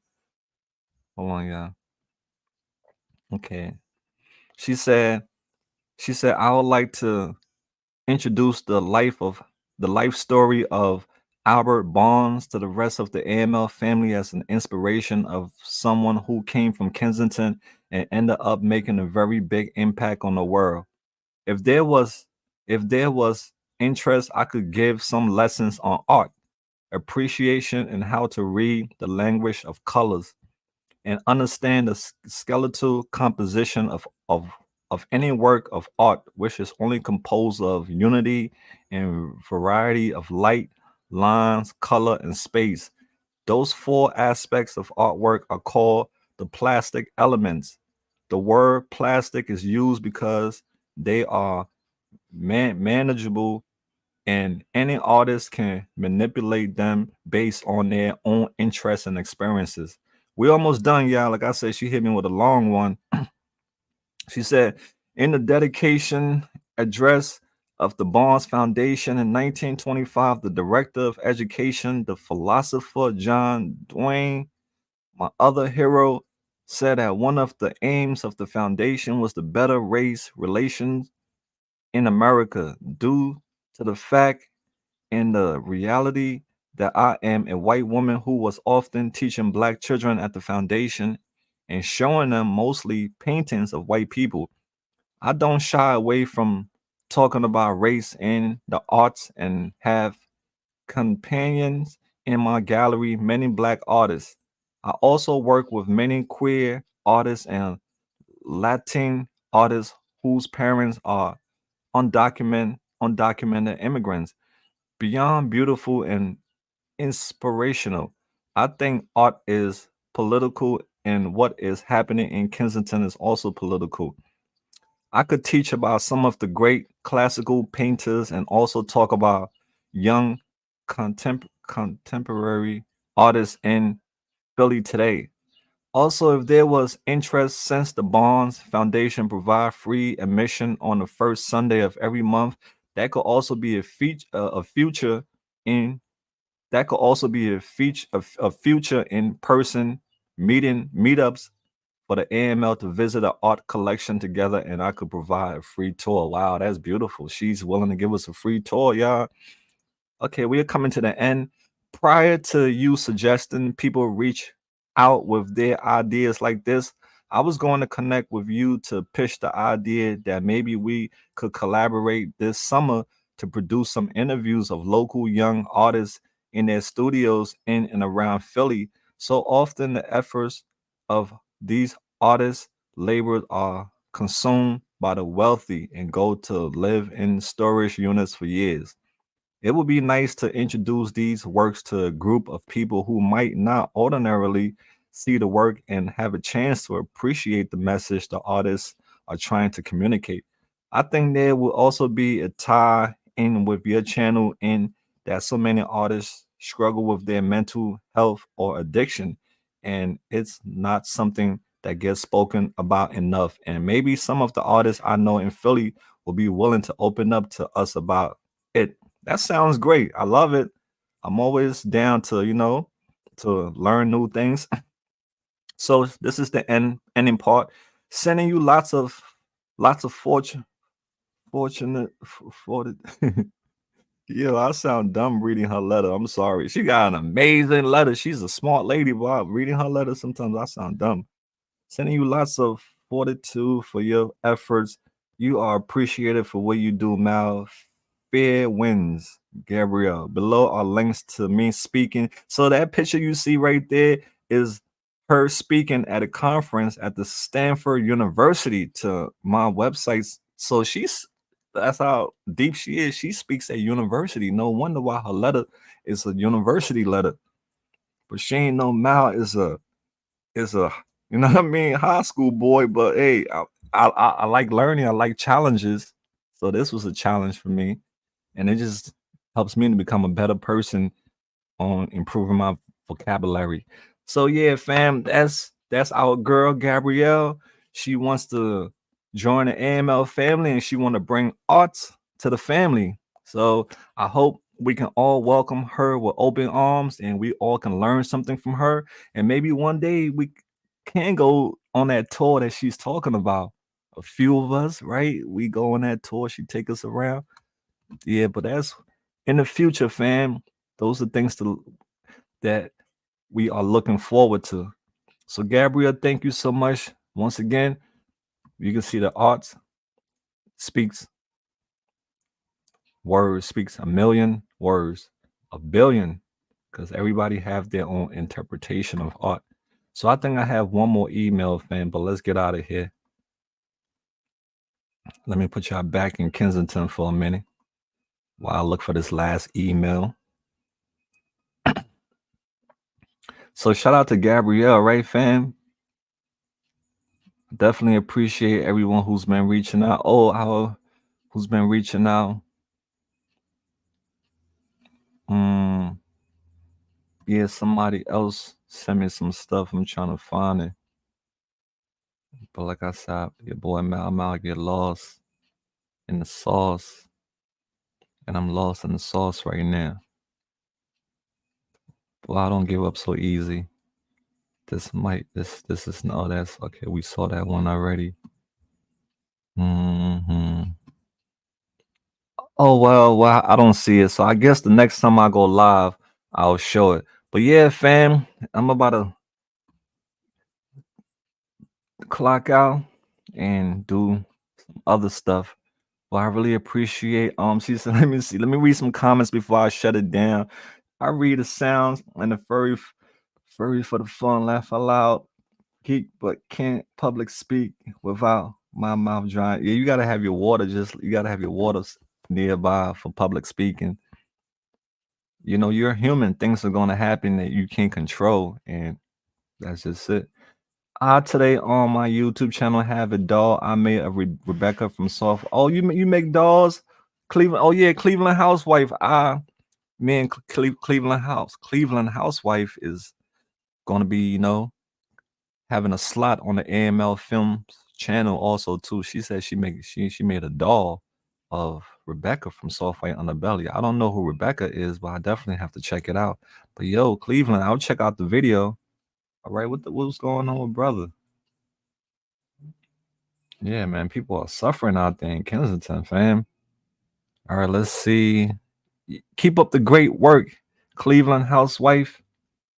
I read. Okay, all right. Oh, I was all the way. Okay, let's keep going. Go for a connect Philadelphia to the way it once was. Yeah, you're right, Denise. Philly is art, and I love art. Like I said, this whole world is art. Each and every one of us is art. Thank you, Melinda. I appreciate it. All right, shout out to Melinda. Smart person that loves sharing that passion. Yeah, absolutely. We need people who want to educate other people.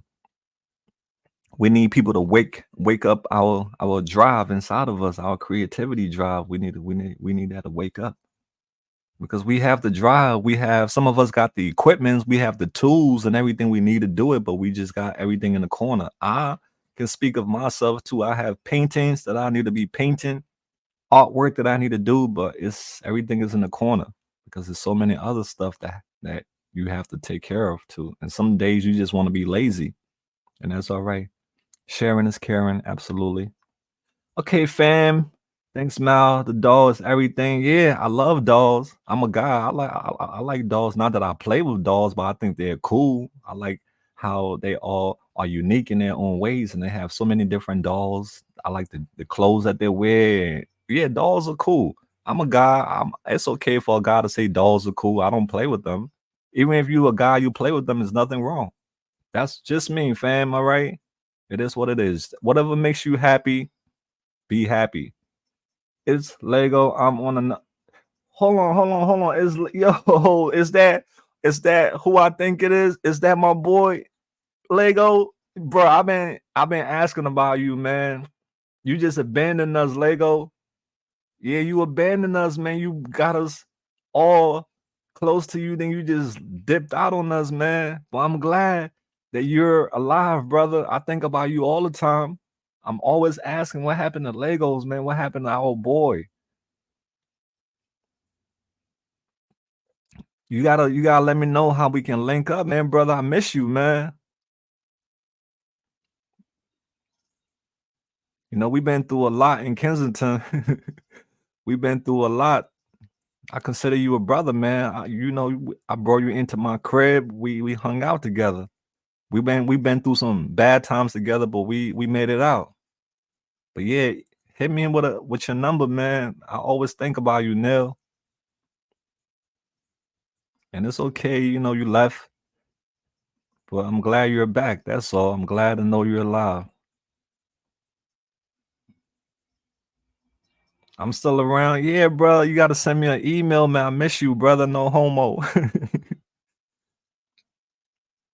Man to man, a boy can miss his homie, a guy can miss his homie. Because these days online, people, you can't even tell your own friend you miss them without people calling you gay or calling you soft. You can't even show genuine love to people no more out here in the hood without people thinking otherwise, man. So it's sad. It's sad. But Neil, man, I love you, brother, and I miss you. Okay, brother? Reach out to me, man. Let's get back. Let's get back to work. Summertime coming up. Let's do it, man. All right, bro. So AML fam, I'm about to get to work, and I appreciate everybody for their time. And let's continue grinding, and let's continue doing what we do.